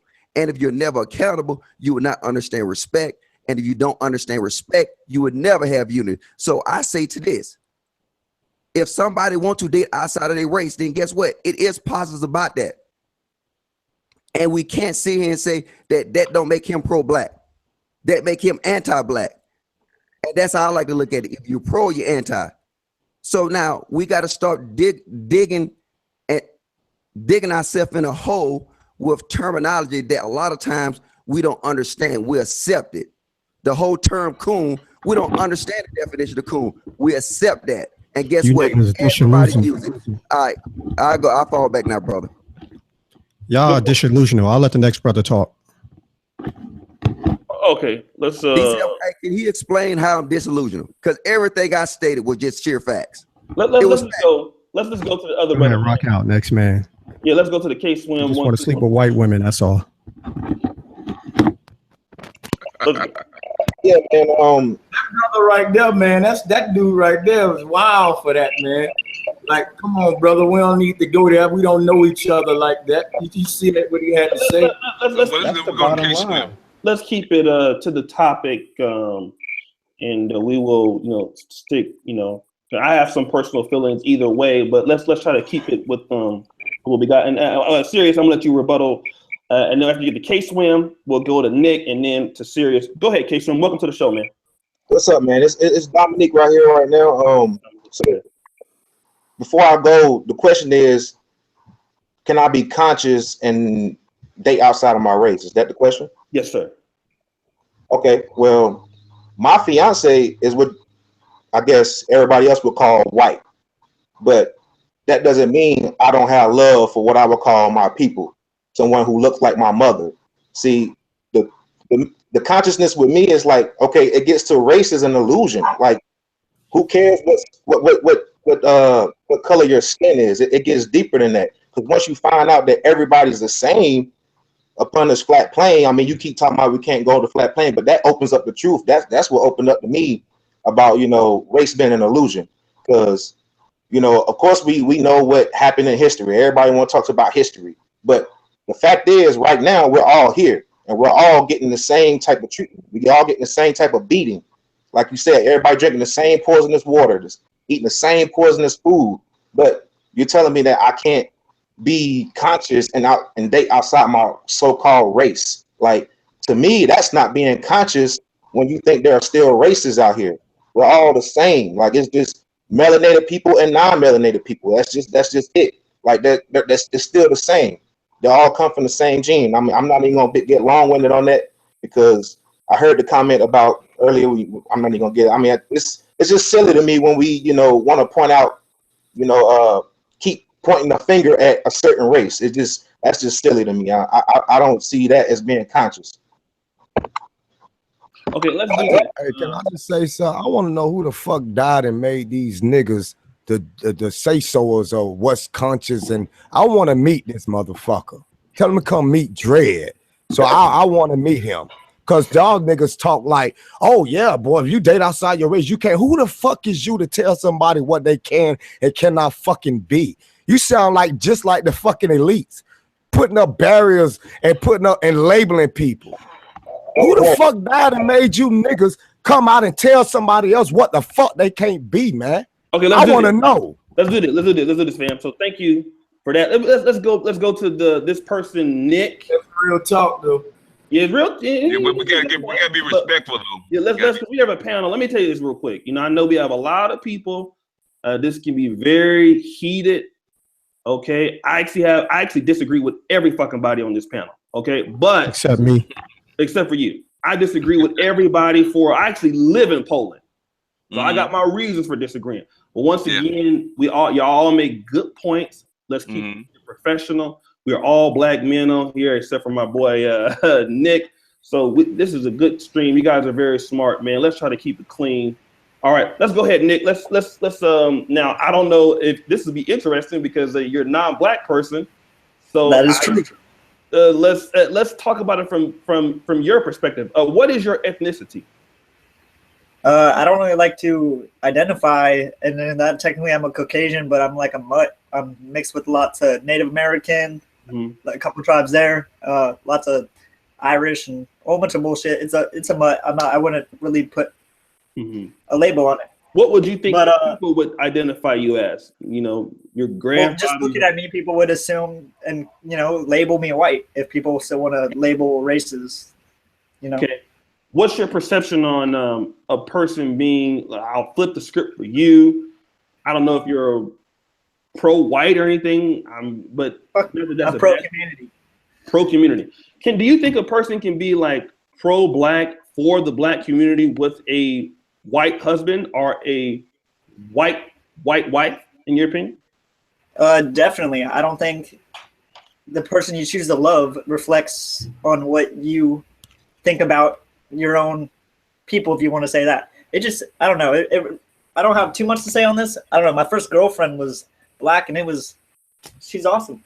The whole race thing is just obviously, to me, conquer or divide. I don't think we could. It prevents us from getting shit done and from tackling the people that are oppressing all of us. If we were to all unite, then we could put in all that, and then all this race shit doesn't really matter. I mean, if you want to continue with all that afterwards, after we stop being enslaved, then that's fine with me. But I think we should put an end to the oppressors before these conversations continue. Okay, good point. Let's do this. And Sirius, I know you had. Let's try to, we will stick to the more of the points, and we won't, all the people. And once again, thank you, Brother Sanchez, for bringing everybody here. Let's go ahead and let's hear. In closing, I apologize to anybody for being disrespectful. Let me just clarify my position real quick. I grew up in the black community in Newark, New Jersey, from a very culturally rich family. We lived all black. We traveled a lot. My dad loved to travel. And we had an RV, we had tents. So we traveled the country, and we, as ambassadors, for lack of a better word, we had a lot of experience with different cultures. And so I never had a bad experience with white people. My dad was a blues man, which means that I was exposed to a whole bunch of different styles of music. So I can relate to, Caucasian people musically. So I just never had a bad experience with that. But we lived in a black community, but the other races were demystified based on our travels. So fast forward to high school, as an artist, I hung out in the Lower East Side. This was late 70s, early 80s, punk rock, new wave, the birth of hip hop. And so I had a lot of friends hanging out in the Lower East Side in that culturally, artistically rich environment. But because we had a lot of pride of where we from, and I knew even then I was in another man's infrastructure, I wanted to sort of bring that type of free spirit art type shit into our community, and stuff like that. So there's a lot of aspects of the white culture that I respect, and but at the same time, me knowing that what Dr. Clark said, in this society, which this country was built by white supremacists for the benefit of white people, you're either one of them or you're not. And this is a military society, and all societies need enemies, whether real or imagined. That's the harsh reality. Somebody's got to be on the top and somebody's got to be on the bottom. Somebody's got to be the designated enemy. And in this case, we're bred like pit bulls, and pit bulls, for example, are people friendly, but they hate other pit bulls and they'll fight them. That's sort of like, I know that's a stupid analogy. No, that's a great analogy. I fucking agree 100%. That's how we are. We love everybody else but us. So it's a lot, in my opinion, it's a lot of short-sighted thinking about how we got in this condition, and how we stay in this condition. But for those of us who have confidence in our community, and we know that it can be better. That's why, I fuck with Oshay's show, because even though he's a black conservative, but he loves black people. He dates his women. He doesn't hate black people. He don't want to be them. Black is not offensive to him. And the same with me. He has the trust and the confidence. And I'm a business person. I still live in the black community, even though I have means to live wherever I want to. And I like being around my people. But I don't have a problem with other white people, but I know what it is and I know what time it is. And I know how we got here. I know this mindset. And so a lot of us, we have different ways of addressing it and how to fix it. So that's it. That's my position. Let me, and that's a very good man. You clarified it very well. Let me real quick. Brother, let BGS weigh in, and then we're gonna go to you. Then we have Jay Miller Speaks Out from the popular channel, YouTube channel. Jay Miller Speaks Out, over 20 million channel views on there. So we got a lot of brothers in here that's heavy, hold weight on YouTube.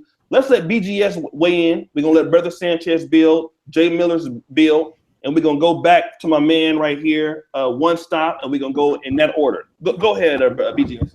Yeah, I know the arguments that you can't. Basically, the conscious community or the pro-black says you can't serve two masters. You can't sleep with a white woman at night and serve the black community in the daytime. But if that was the case, we have to throw out a whole lot of babies with the bathwater and basically reconstruct black history, the black movement from the ground up. And to say that, I think is short-sighted. So I say that there's a whole lot of people that sleep with black women every night and will never sleep with anything else but a black woman and destroy our community. You have people that do good work that have white wives. So what are you going to do? So in other words, do you accept a person that's selling drugs and poisoning your community because he sleeps with a black person, call them pro-black, and a person that's actually on the ground working, even though they have a white spouse, working to uplift your people? So who is pro-black? Who is pro-black? Is the people that actually have shovels in their hands, wrenches in their hands, building the black community one brick at a time, or the people that just happen to be sleeping with black folks? Which one? Very good point. Very good point. I won't rebut it right now because I got to moderate, but you can make a good point, man. I got to give you props on that. All of you, like every argument when you defend it, got holes in it. So good point. Let's go to Brother Sanchez. Hey, Brother Sanchez. Can I say something real fast, and I'm gonna go ahead. I'm gonna follow the panel so more people can get in. Yeah, go ahead. Okay, I just want to say this. And see, I know a lot of times we hear in this conscious community, we talk about a lot of blueprints. We talk about Dr. Ben. We talked about a lot of stuff that was used in the past. All right, so I want to say this about these blueprints. If we've been using these blueprints for so long and they have proven not to be effective, at what point do we say, you know what? Let's start building new blueprints. If you consider it to a builder, if he used a blueprint and instead it crashed down, do somebody else go and take that same blueprint and build it, that same house, and expect different results? Mm-hmm. So I make that point because I say, you know what? Hey, I am a black person. Mm-hmm. My kids are black. You know what I'm saying? Just like the other brother, you know what I'm saying, the disrespectful one or whatever said it wasn't. But let's look at this and let's deal with facts and reality. Mm-hmm. We got to quit building on this blueprint that hasn't worked, that will not work. And all they do when they research is they don't research, they regurgitate. Mm-hmm. So now research by definition is a systematic way to establish facts so you can come up with new conclusions.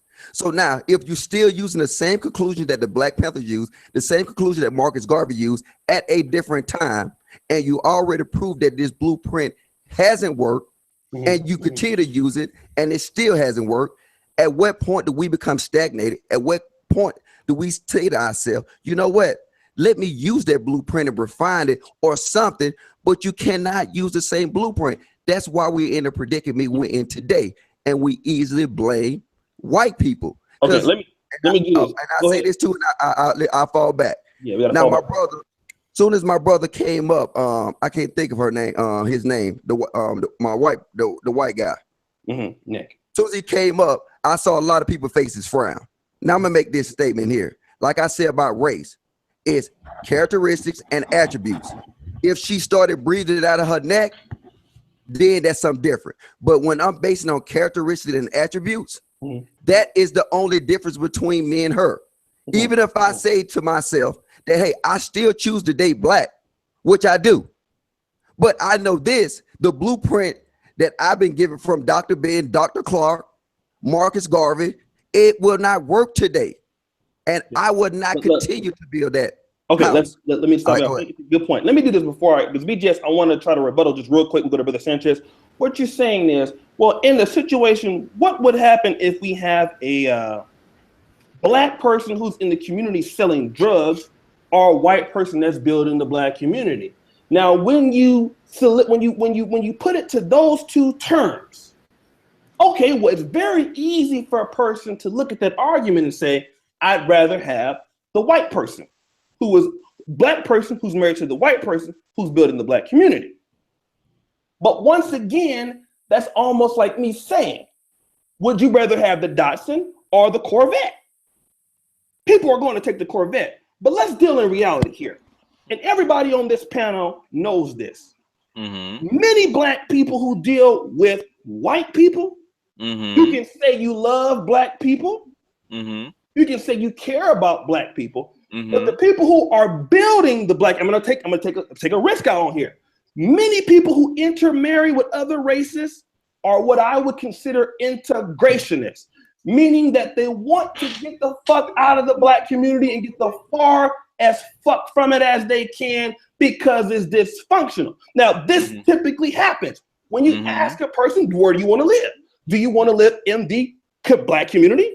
Whether it be because the black community is not just poor, the black community is multifaceted. You have middle-class blacks, you have upper-class blacks.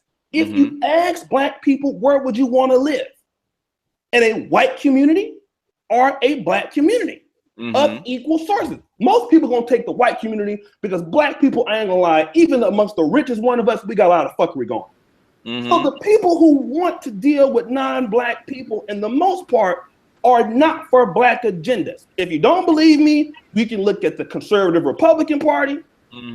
For those blacks who are on Fox News, who do they marry? Look at Democrats. Most niggas who marry white people don't give a fuck about black folks in the first place.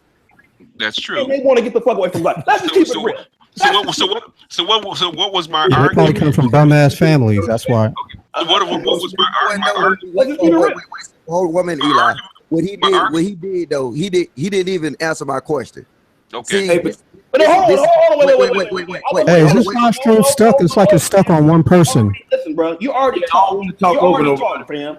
I wasn't trying to answer your question. You butted in the argument when it wasn't even your turn. I wasn't addressing your point in the first place.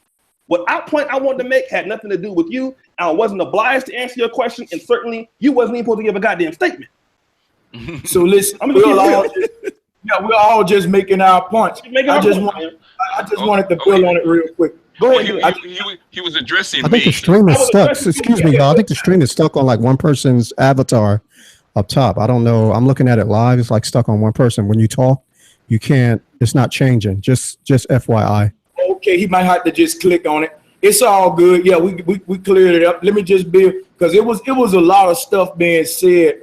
I wrote it all down. It's gonna take me a minute, man, but I want to just deal with it. I just want to say that first of all, none of us is defending nothing. So when you say like we trying to defend something, we're not defending nothing. If we would be defending anything, it would just be logical thinking or our way of thinking. With that being said, the reason I say that is because it's all preference. Like you can't, the reason I say it's preference is you can't disagree with a preference. Like if you say somebody said the hood is oppressed and they want to get out of it, whatever way they get out of it, that's their preference. You can't disagree with it. They're going to get the hell out of it, whether you disagree with it or not. Our problem never been whose dick about another man's dick and whose dick going where. That ain't never been our problem. Our problem is hating on each other, crabs in the goddamn bucket. And I tell you another thing about a lot of these guys who try to label somebody, talking about if you date outside your race, that you're some kind of traitor or something. It's my race who taught me to date outside of it. I listened to hip hop that told me to get the damn interracial girls. So guess what? When we start getting conscious and we just so happen to be in interracial relationships, like a listen, it don't sound like shit. Because a rapper told you. So a rapper told you that. Man, let me motherfucker. Rapper told you that. You gotta listen to it. If you can cut in, God damn it, I'm gonna cut in too. Brothers. Nobody can understand. How you gonna tell? I'm not cutting you off. I apologize. Continue. Nobody can listen to fuck niggas. Stop cutting niggas off, man, for real. Cause I'll come at your head, pussy. And check this out. All right, go ahead, man. I ain't cutting you off. I just interjected. Continue. I apologize. Ain't nobody coming at my head. Okay, here we go. Check this out. What I'm saying is this. He said, you know, if it sounds like a cop out, well, it sounds like a homo to me when you walking past. Hold on, wait a minute. Let me say this. Hold on. Let me say this. I ain't calling nobody a homo. Much love to all of y'all. I'm speaking with passion, but I'm got to tell you how it is. It sounds like a homo to me when all of us on this damn panel stay by dope dealers, murderers, and all that shit. And the first thing we ask when it comes to the revolution is, who you fucking? What another man looking? Hold on. Wait a minute. I agree with him. I know, but you leave one at a time. Otherwise, nobody can hear anybody.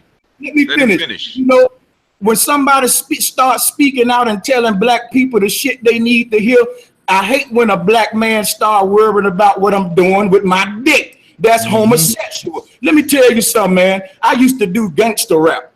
All right, I wasn't always what you would call conscious. I used to do gangster rap, and I didn't give a damn who I dated. Man, I come from the hood. They don't teach me to give a fuck who you date and all of that. So now when you come telling me all this, that's Johnny come lately. All I see is a world epidemic that I'm trying to solve. Now y'all talking about who's fucking who, while I'm talking about chemtrails and vaccinations. So the thing with me is this. You know, Malcolm X was mixed. His mama was white. When we talk about these different races, when you ask black people how these races exist, you tell them because black people created a lesser race. Some of them say Yakub, but they said somehow we created a lesser race because we had DNA technology before the quote unquote white man. They said we knew about stem cell research and cloning before the white man. And guess what? They said we created the lesser race and we start interbreeding with it to create other races. Only thing I'm saying is this. I don't know how true that is. That's just a popular belief in the Nation of Islam under the Yakub theory. But with that being said, I'm going to say this. If that's true, there was never a time on earth where quote unquote races didn't intermingle. If you tell me the fact that races exist by intermingling and fucking each other, and we still here fucking each other, then we can never trace a time back on this earth with what we call races then intermingle if the fact that quote unquote races come into being by intermingling, so that their origin come from intermingling. So to say it's something new now is foolery. What's new is the fact that we look at it strange when I say ever since the beginning of the earth, it was black and white peasants and black and white kings. It's like Negroes don't want to say that. The same Negroes who don't accept that, they say the white man come out of the caves and he don't know shit. But when I tell them, okay, well, he must have had help from a lot of smart black people, they say, no, he did it by himself. And it don't make no goddamn sense. I'm just using logic. And I got a notebook and I can keep going in with it. So what I'm saying in a nutshell is, regardless, when a man step up trying to do good for the community, let that man do good instead of worry about where his dick at, because that ain't never been our problem. Our problem is worrying about the next damn man instead of ourselves. Everybody standing around talking about what we gonna do, and ain't nobody doing shit. You talking about somebody is turning on their damn. You hear it all the time. People say, well, you don't love your mama because you date outside your race. The word race just came into the goddamn dictionary a few years ago. So what was you able to date outside before then? You don't know the true history of humanity. You're fucking going by Darwinism and don't even know it. Most of you believe the white man come from a monkey. I'm going to say this and shut up. Okay. Everything I pointed out was big ass contradictions, because in the goddamn ghetto, we breed everything we see in our reality, whether we like it or not. So to crucify any brother is fucking stupid when you got rappers like David Banner who get readily accepted by the black conscious community when he was in videos with different races of women. These motherfuckers lead a damn rap game, put on a dashiki, and y'all suck them off. I've been doing this shit since I was a little boy. My family, I'm from Alabama. My folks marched in the civil rights damn movement. My folks from Selma. My granddaddy George Smith marched in that damn movement. So you can't come telling me about no goddamn my work and my loyalty and my people, or if I hate my mama because I don't date a woman look like her. Well, my mama old, I don't date an old woman, goddamn it. What kind of sense that shit make? You sound like you want to practice incest, goddamn it. Let me let my man right here. Let me let my man Jay Miller speaks out, man. I know we got a lot of people on the thing. Well, first of all, shout out to my man Jay Miller speaks out. I'm gonna go back to we're gonna go start back from the beginning. Master Teacher BGS is in here helping me moderate. We got a lot of fiery brothers in here spitting knowledge. So let's go ahead, Jay Miller, man. Welcome to the panel, bro. I've been a big fan of your channel, man. Can you weigh in on this, because you're actually married to a non-black woman? So kind of talk about this if you can, brother.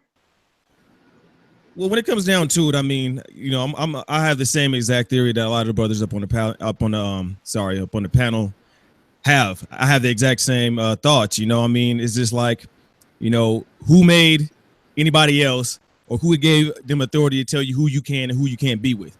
All right. Now, I said it time and time again. All right, that it don't matter who you with. OK.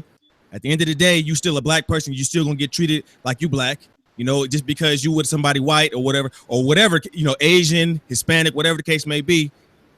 They're not finna sit there and give you no type of, you know, special type of treatment. You know what I mean? Now, I'm in agreement. Was that Brother Sanchez talking about how a lot of cats, especially these pro-blacks up on YouTube? Okay, see, I've questioned the same thing.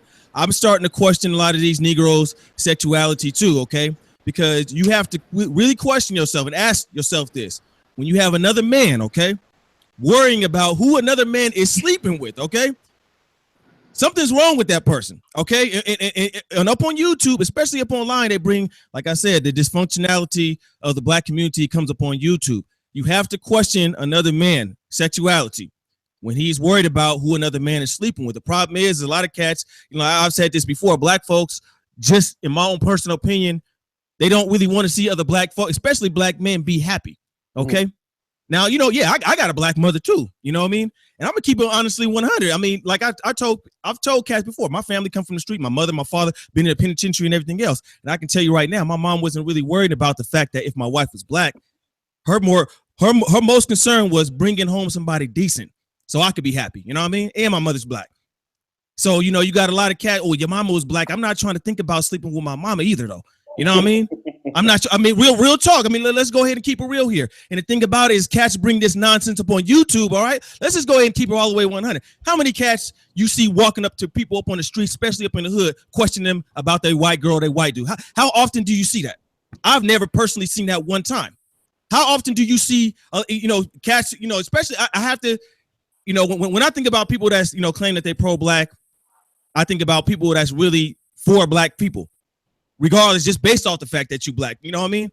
And a lot of cats, man, in my own personal opinion, they claim to be pro-black, but they always seem to be attacking, disrespecting other black folks, finding a reason, you know what I mean, to throw them up under the bus, finding a reason to do this, it's always something wrong, you know what I'm saying? But the thing about it is that if Negroes was to really bring the stuff that they be doing up on YouTube onto the streets, I bet you your last dime somebody getting their head put up on flat. Let's just go ahead and keep it real here. Yeah. You have to ask yourself, you gonna let some Negro that you don't know disrespect you, call you all types of coons, and you know what I mean? You have to understand now, see, you know, when it comes down to this hypocrisy, we got cats that claim to be pro-black calling each other niggas, coons, bed wenches, bed bucks, okay? all these white supremacist names and stuff, and nobody questioned this type of stuff. All right.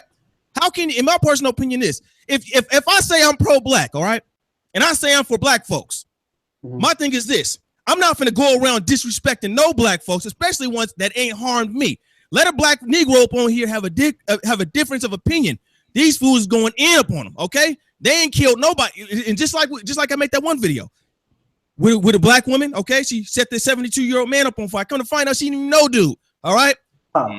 I got black folks mad at me for talking about that. You attacking me when you have another black person who killed an elderly man. Okay, you understand where I'm coming from?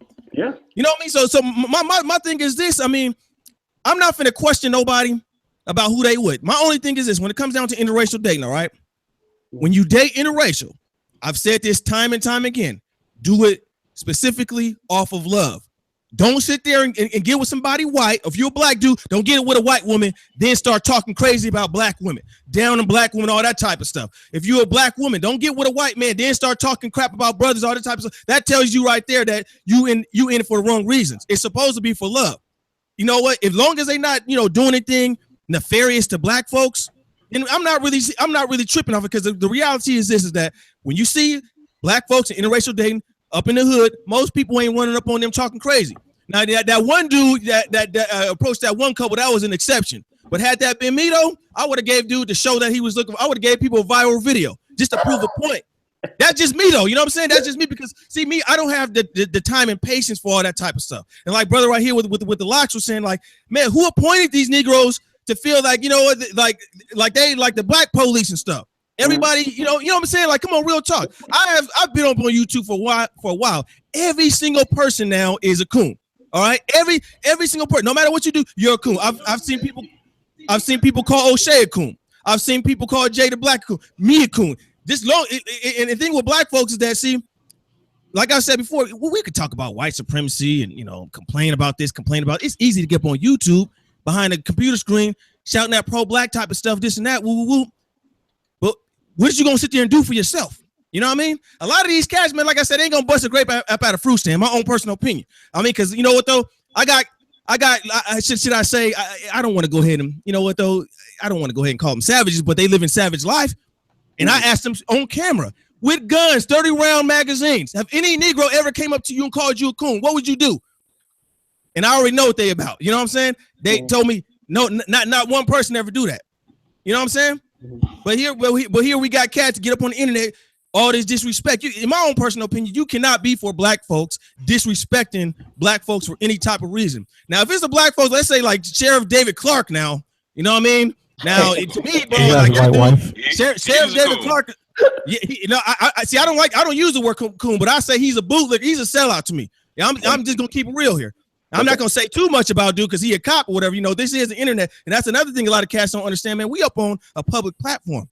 A lot of cats talk, man, oh, I'm pro-black after white, man, this and that. You on a white platform. You know what I'm saying? A lot of these cats, man, they have a disagreement with you. People. Yeah, I'm not against white folks either like that. I'm against racist white people specifically. All right? Specifically racist white people. Other than that, I got white folks that have done more for me than black folks have. You know what I'm saying? If I lose my job right now, okay? If I lose my place, is any Negro up on YouTube gonna pay my bills?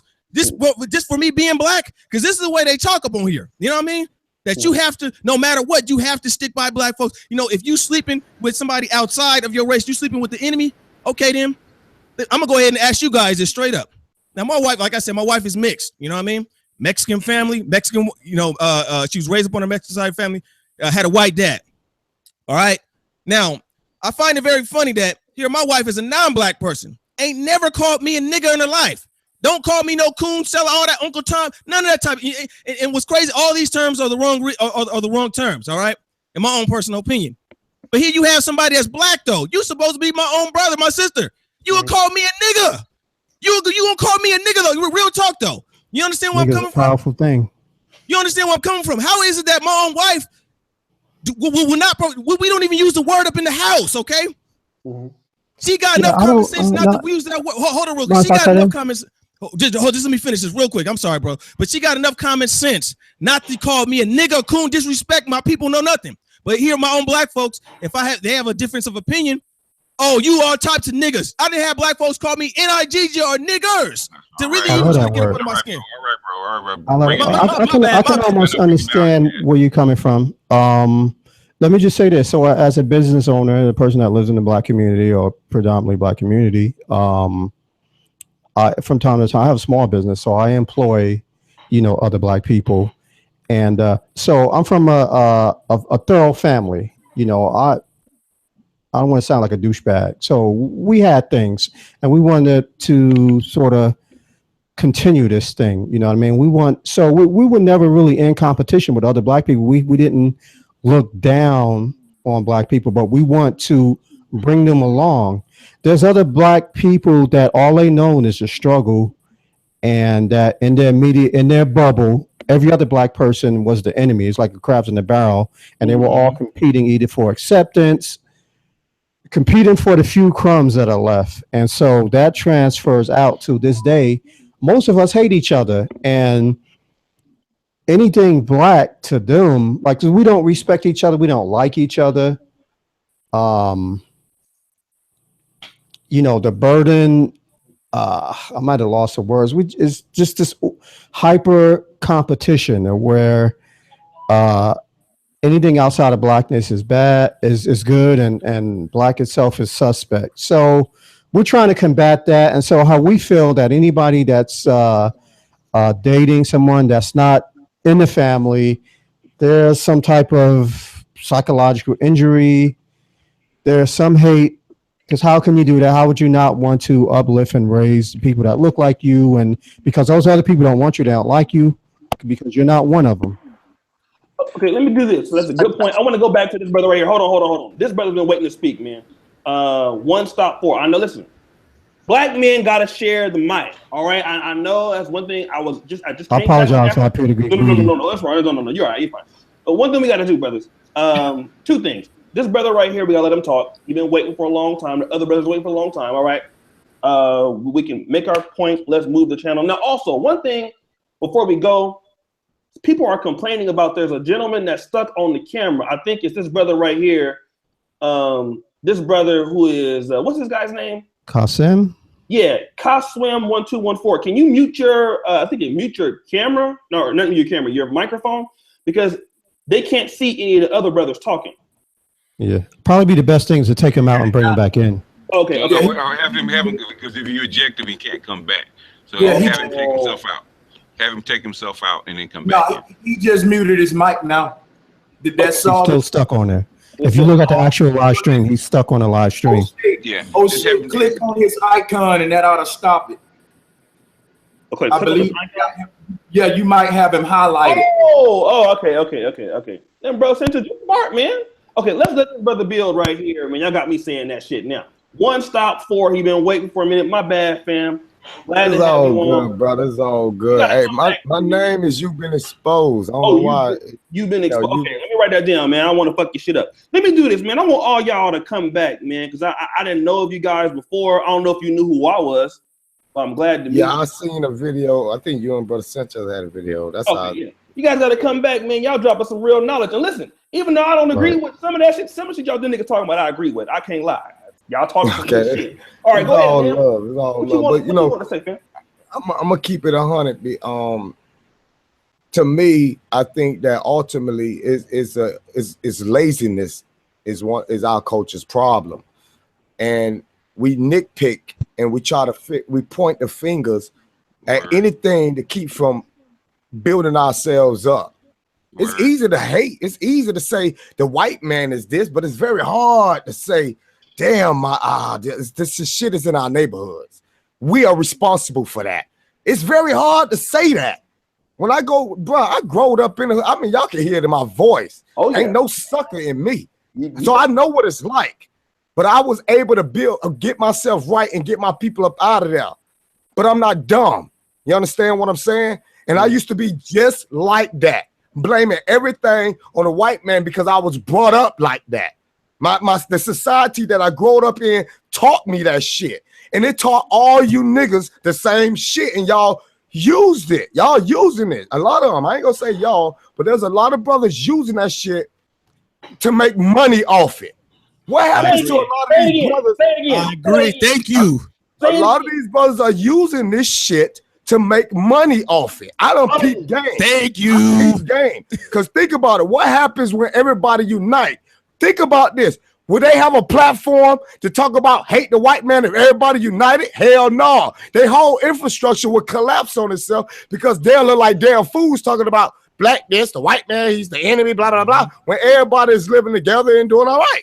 Your whole infrastructure will collapse. So with me myself, I'm a flat earther. You know what I'm saying? Brother Sanchez, he do the same thing.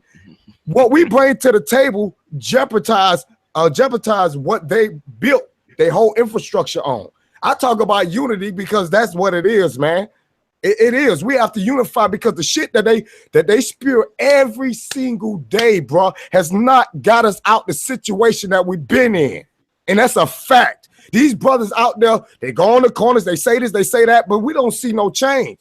And like food, clothing, and shelter has said earlier, bro, the blueprints are outdated like a mud, and these brothers are still using outdated blueprints to make a fucking killing and sucking this. I'm talking about they sucking our community dry, man. I don't see none of them brothers putting the boots on the ground. My You've Been Exposed channel, I had 50,000 subscribers, my nigga, and they shut that channel down. You know why? Because I was running up on the Freemasons. I was running up on the police, bro, and I was putting it out, all that work out there for my people. They closed my channel down. I had to start a fresh one. You understand what I'm saying? But I realized what I was doing. I was still setting up barriers for myself because I was putting knowledge out there, but I was only putting knowledge out there for what? My culture? Man, look here. Information, knowledge is for everybody, not just one group set of people.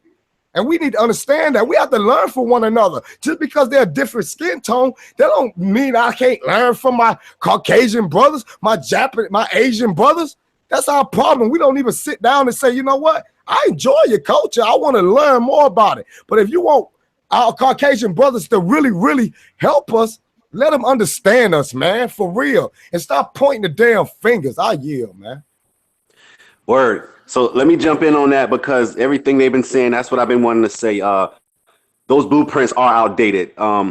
If you go to the neighborhood and the laziness of us not having the patience and the consistency of trying to teach our brothers and sisters how to, you know, get out of the neighborhood, get something for themselves, get an education, move on. Instead of us being in there teaching and having consistency and patience, we're outside of the community teaching, spitting that pro-black stuff. And yet, like nowadays, you see a lot of white people come out there and they protest with all the black people. They ain't gonna tell them to go home. They're gonna merge them right in with them, and they're gonna say, "Hey, yes, support us and keep and help our voice be heard." Yet, you know, you want to turn around and say white man this and white man that. So, like, I mean, think about this. Like, it's all about a psychological reconstruct. You break it down and you build it back up. That's what we have to do. We can't sit here and keep doing the same old tactic and the shit doesn't work, and then we sit back and don't try to create nothing new. We have to start having a community of togetherness instead of separating. And I agree with YBE because a lot of DVDs and a lot of this and that been coming out on the pro-black. Not saying I got anything against that, but it's just like you can't make a lucrative income, or you can't make it lucrative and then turn around and don't actually be inside of the hood, inside of the communities, flushing out. We're the ones selling the drugs, pulling the triggers. We're the ones influencing the young generation to come up and do the same thing. I mean, we can't sit here and say that dating outside of our race, being conscious is a bad thing, because we each one teach one. I guarantee you, if it wasn't for some white people I ran across, not saying that I'm racist by using white people, but my Caucasian brothers and sisters, it's like, I guarantee you there's a lot of things that I probably wouldn't have been exposed to help me and influence myself to be smarter and to be like-minded and be amongst the intellectual crowd. And instead of being poisoned and think that I can't turn around and share that with my people in the hood and my brothers and sisters who aren't being exposed to that. Can I say something real quick too? Yeah, go ahead, man. And then we're gonna go to my man, food clothing. Shout out to him. Go ahead, Dre Miller. And another thing that I want to go ahead and bring up too is, like, you know, people talk about you're sleeping with your oppressor, you're sleeping with your enemy, all this type of stuff. I never consider nobody to be my enemy that ain't did nothing wrong to me. On top of that, see, I see a hypocrisy. I see a lot of hypocrisy with people who claim to be so-called pro-black, saying, well, you know, you can't speak up on black issues. You're sleeping with the enemy. But then at the exact same time, they turn around, they go work for the enemy. All right. Now I know a lot of cats have probably said the exact same thing. How you telling somebody else one thing, but then, you know, you up online saying this and that, woo woo, but then the same enemy that you know, hooting and hollering about and everything else, you get up every morning and you go work for him, and you show him or her with the utmost respect. You know what I'm saying? So to me, that's like hypocrisy, my own personal opinion too. You can't tell somebody, well, you know, you're sleeping with it. Hey, you work for him. You know what I'm saying? Now when I say that, hold up. When I say that, I'm not against no black person going to go work or nothing like that. You know what I'm saying? You got to make your money however you got to do it. You know what I'm saying? Long as it's not illegal. But what I'm saying is that seems to me like a lot of hypocrisy when you're telling people about this enemy, this white man, this and that, woo, woo, woo. Then the next day you get right up in the morning. How you doing, boss? How you doing, sir? What can I do for you, Jim? You know what I mean? You go work for the same exact person that you calling your oppressor. But then you talking about people sleeping with oppressor. So, you know, that's a hypocrisy. I just want to go ahead and, you know, put that on the table right there. Okay, good point. Let's go to my brother here, food and clothing, man. Like y'all been spitting some fire, man. You know, a lot of shit. Some of that shit I don't agree with, but the shit I do agree with, I'm gonna hear clapping like I'm at church. Man. I ain't gonna lie. Let's go to food and clothing, and we're gonna go to Master. I think we're gonna food and clothing, and let's hear what he has to say on the issue.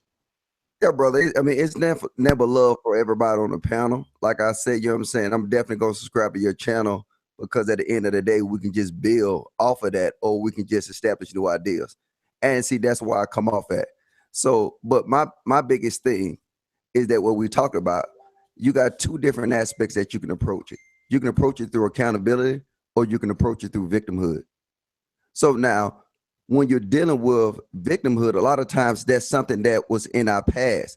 It's something that we're traditionally taught. And we got to understand that, like my brother Sanchez say all the time, that tradition is the biggest enemy of truth. So if you follow a lot of traditions and you use a lot of blueprints of the past, then a lot of times we didn't figure out that some of them concepts and mechanisms is not even true now. So, and that goes to flat earth, that goes to our blueprints for our community, that goes to everything. We got to actually take it to an approach where we research and we investigate it. You know what I'm saying? We investigate Dr. Ben's teaching. We'll investigate all these different teachers teaching and see, okay, what applies to us today. So now if we do that, you know what I'm saying, we will be therefore powerful in the long run because we're understanding, we're establishing these facts. I never said Dr. Ben don't have facts. I never said a lot of these teachers that, you know what I'm saying, that's in the community don't have facts. But at the time I said that their blueprint is outdated. And then therefore, if we all have the same goal, which I'm sure that everybody has the same goal on this panel, it's for betterment of people, it's for unity, and it's for us to establish the truth, and it's for us to make sure that we can control the influence factors that's affecting us in our community daily. And then I think if we can do that, we can all fuss and fight. But at the end of the day, we're going to come to the agreement that everybody has the same end game. So now since everybody has the same end game, and then I got a blueprint over here that I say, hey, brother Oshay, hey, look, I tried this blueprint and it's working, but I'm starving from my family. So now in order for me to, and this is something that you don't see in none of these communities, is that you don't see their families. So now how can they sell me a blueprint of unity if they don't even practice that same blueprint in their house? Dr. Oshay Johnson, good point. Yep, you don't, do you see his family? Do you see sign of the wife? Do you see a lot of these people? So now, but people drawn to these individuals and they taking this blueprint and they implement it in their life and their family and their neighborhoods, but you cannot do that. And the same analogy with black people. How can black people do effective change anywhere outside their race if they don't even have unity in their race? And I'm gonna fall back on that, brother. Good point. Let me bring on I see, yeah, food and clothing, KWSM1214. Let him speak now. Yeah, my thing is like when people find out that I so-called date outside of my race, it's like I get double the lash. I get some lash from what we call white people, and I get the lash from the black people. And it's like I have to go. Well, I ain't got to prove nothing, first of all. But it's like to them, I got to prove to them more. I'm more of a, I care about my people more than they think. And the question I want to ask is, do we all believe in the saying there's strength in numbers? Yep. Yeah. Well, let me do this real quick before you ask the question, because I know Master Teacher BGS, when are you starting your stream, Master Teacher? It'll be in about an hour and a half. Okay, so because I want to give everybody from, if possible, before you start it, I don't know what your topic is going to be, but let's send all the traffic from this stream to yours. Well, it's for my women's group. So. BGS. Yeah. Oh yeah. So my regular stream is going to be tomorrow night. Okay. You're always trying to help people. I understand. Okay, go ahead, brother. KWSM. Keep rocking. So like we all believe in those numbers.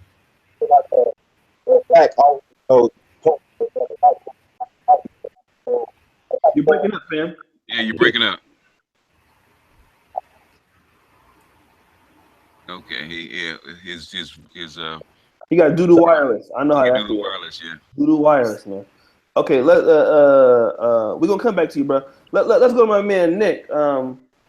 Nick, man, it's a lot of controversial opinions going on here, man. I think that you are in unison with most of the panel. What should we be focused on at maybe as humanity, not just black and white people? What are we missing in your opinion?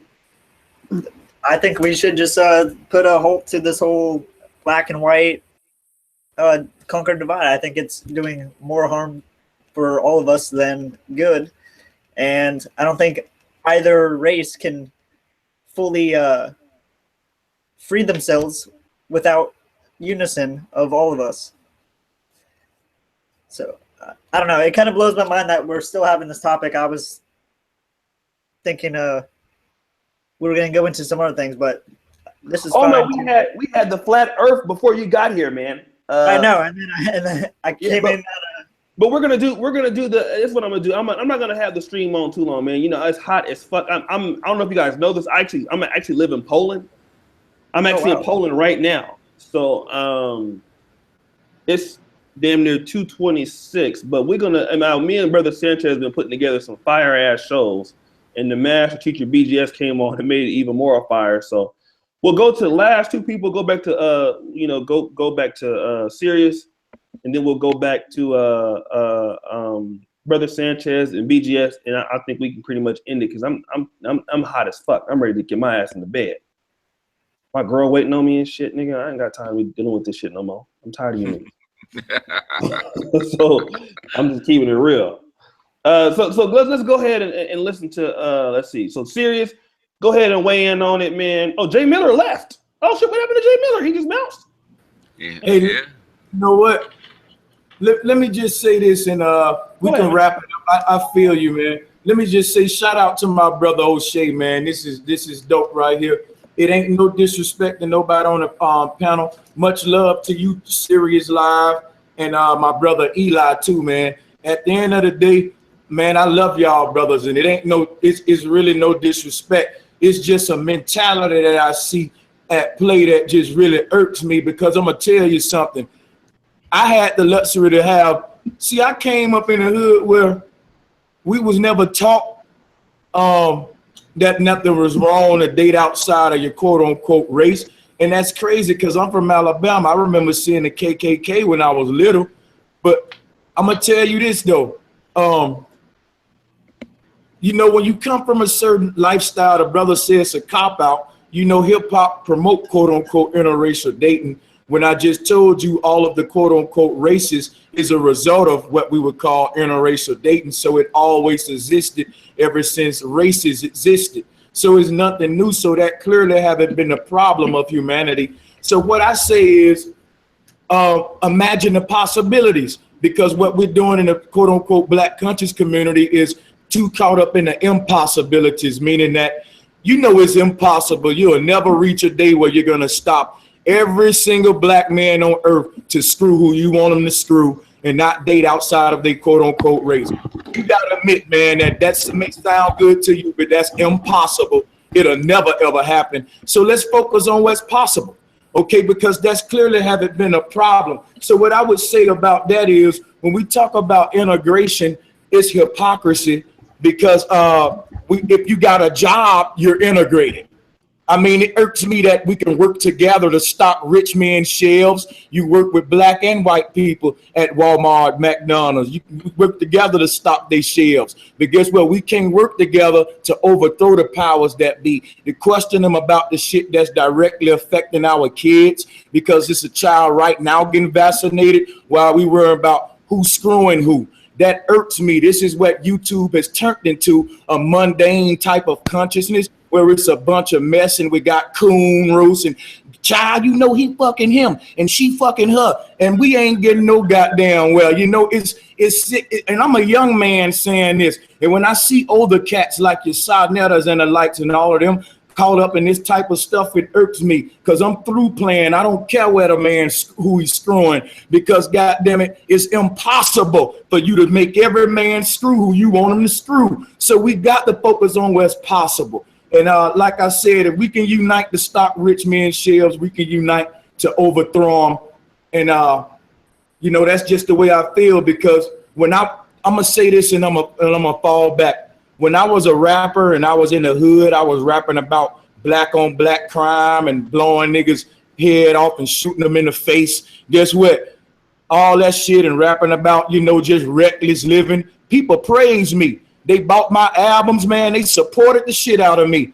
And the moment I changed my life and said, you know what? I'm finna tell my people something worth hearing. I'm finna speak out with my people and tell them the truth that we are killing each other. This is fuckery. That's when they started worrying about who I'm screwing. That's when they started worrying about my life and all of that. Now, they didn't care none of that when I was doing the gangster rap. And that just make me sick to my stomach. I don't get our mentality.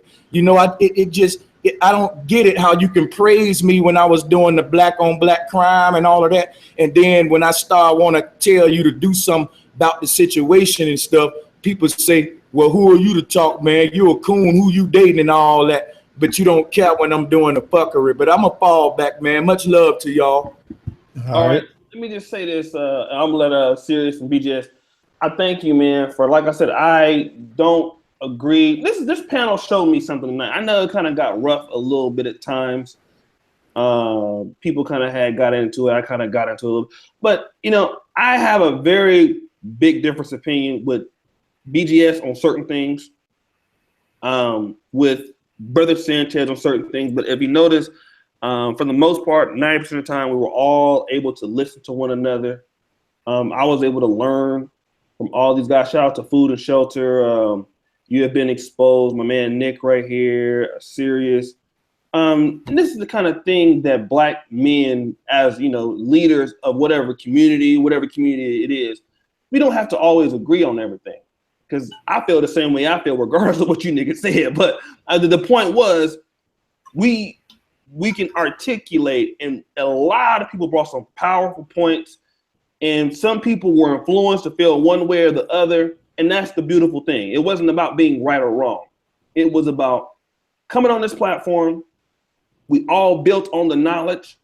I learned a lot. You learned a lot. Brother Sanchez really brought some powerful people. I had some powerful guests. And it was a great stream, and I love all of you guys that came in. Let's hear from Sirius, and let's let the master teacher take us out. Yeah, real quick. I'm not going to ramble on, but I appreciate everybody on the panel. Very, very, very bizarre, bizarre subject matter.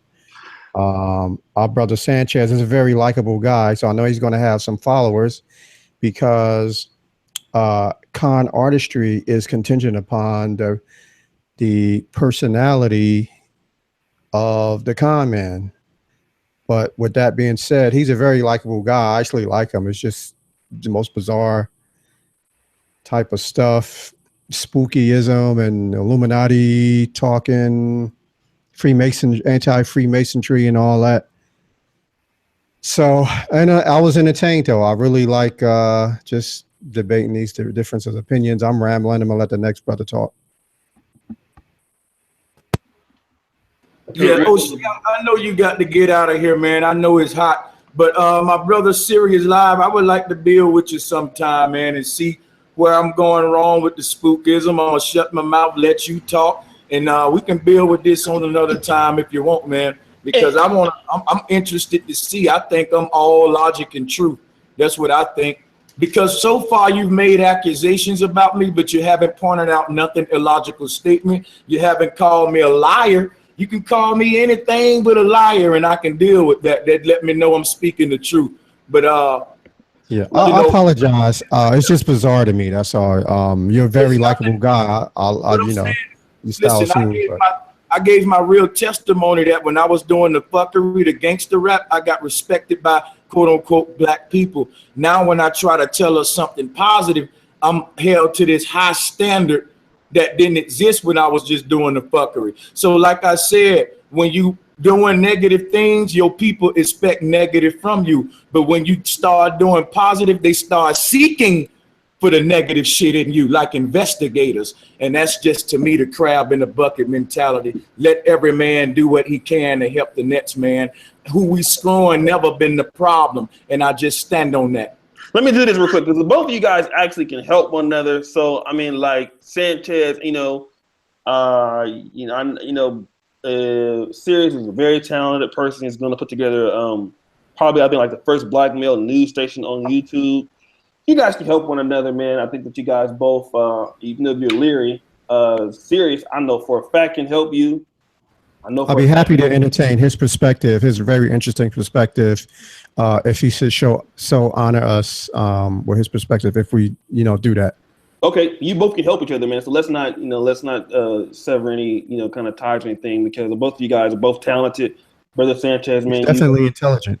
He's definitely smart. He's a smart person, man. I can't. That's one thing I can't take from him.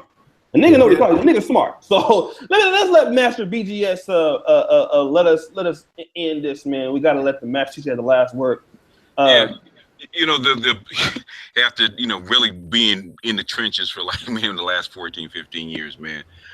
What I noticed, what I've come to realize is black people have to be a lot less ideological and a lot more pragmatic. Black people are not as pragmatic as they should be. Mm-hmm. Like if a guy say like Mr. Miller grows a company and he's employing 5,000-6,000 black people and he's married to a white woman, is he still pro-black if he's hiring his black folks and he's promoting uplifting his community? He's actually doing the work and actually making black people's lives better. Is he pro-black or is he not pro-black just because of who he sleeps with?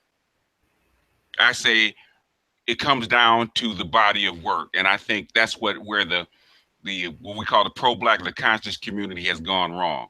Ideology is fine, but at the end of the day, it's the work that counts. And back in the day when I was coming up in the late 80s and 90s, it was the work that counted, not who you slept with. It's the work, not what you thought or not what you believed in. It's the actual God honest, on the boots on the ground work that counted, because black people were more pragmatic. Harry Belafonte did nothing but marry white women, but he was in the trenches. He contributed money. He was 100% behind the upliftment and freedom of his people. There's a whole bunch of folks, if you look back in civil rights movement, 100%.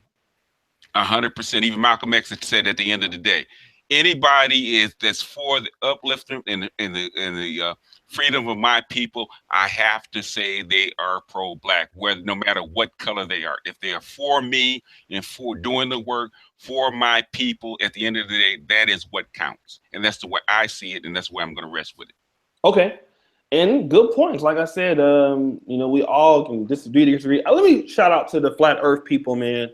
I did not really know about flat earth till I came across it's a thing. Yeah, they are deep too. They are deep. It's the truth. So they're deep, man. I want to say thank you to the Flat Earth partition of YouTube, to the Flat Earth family. I am, I know this is a difference of opinion, but I'm glad that you're able to come on and share your perspective.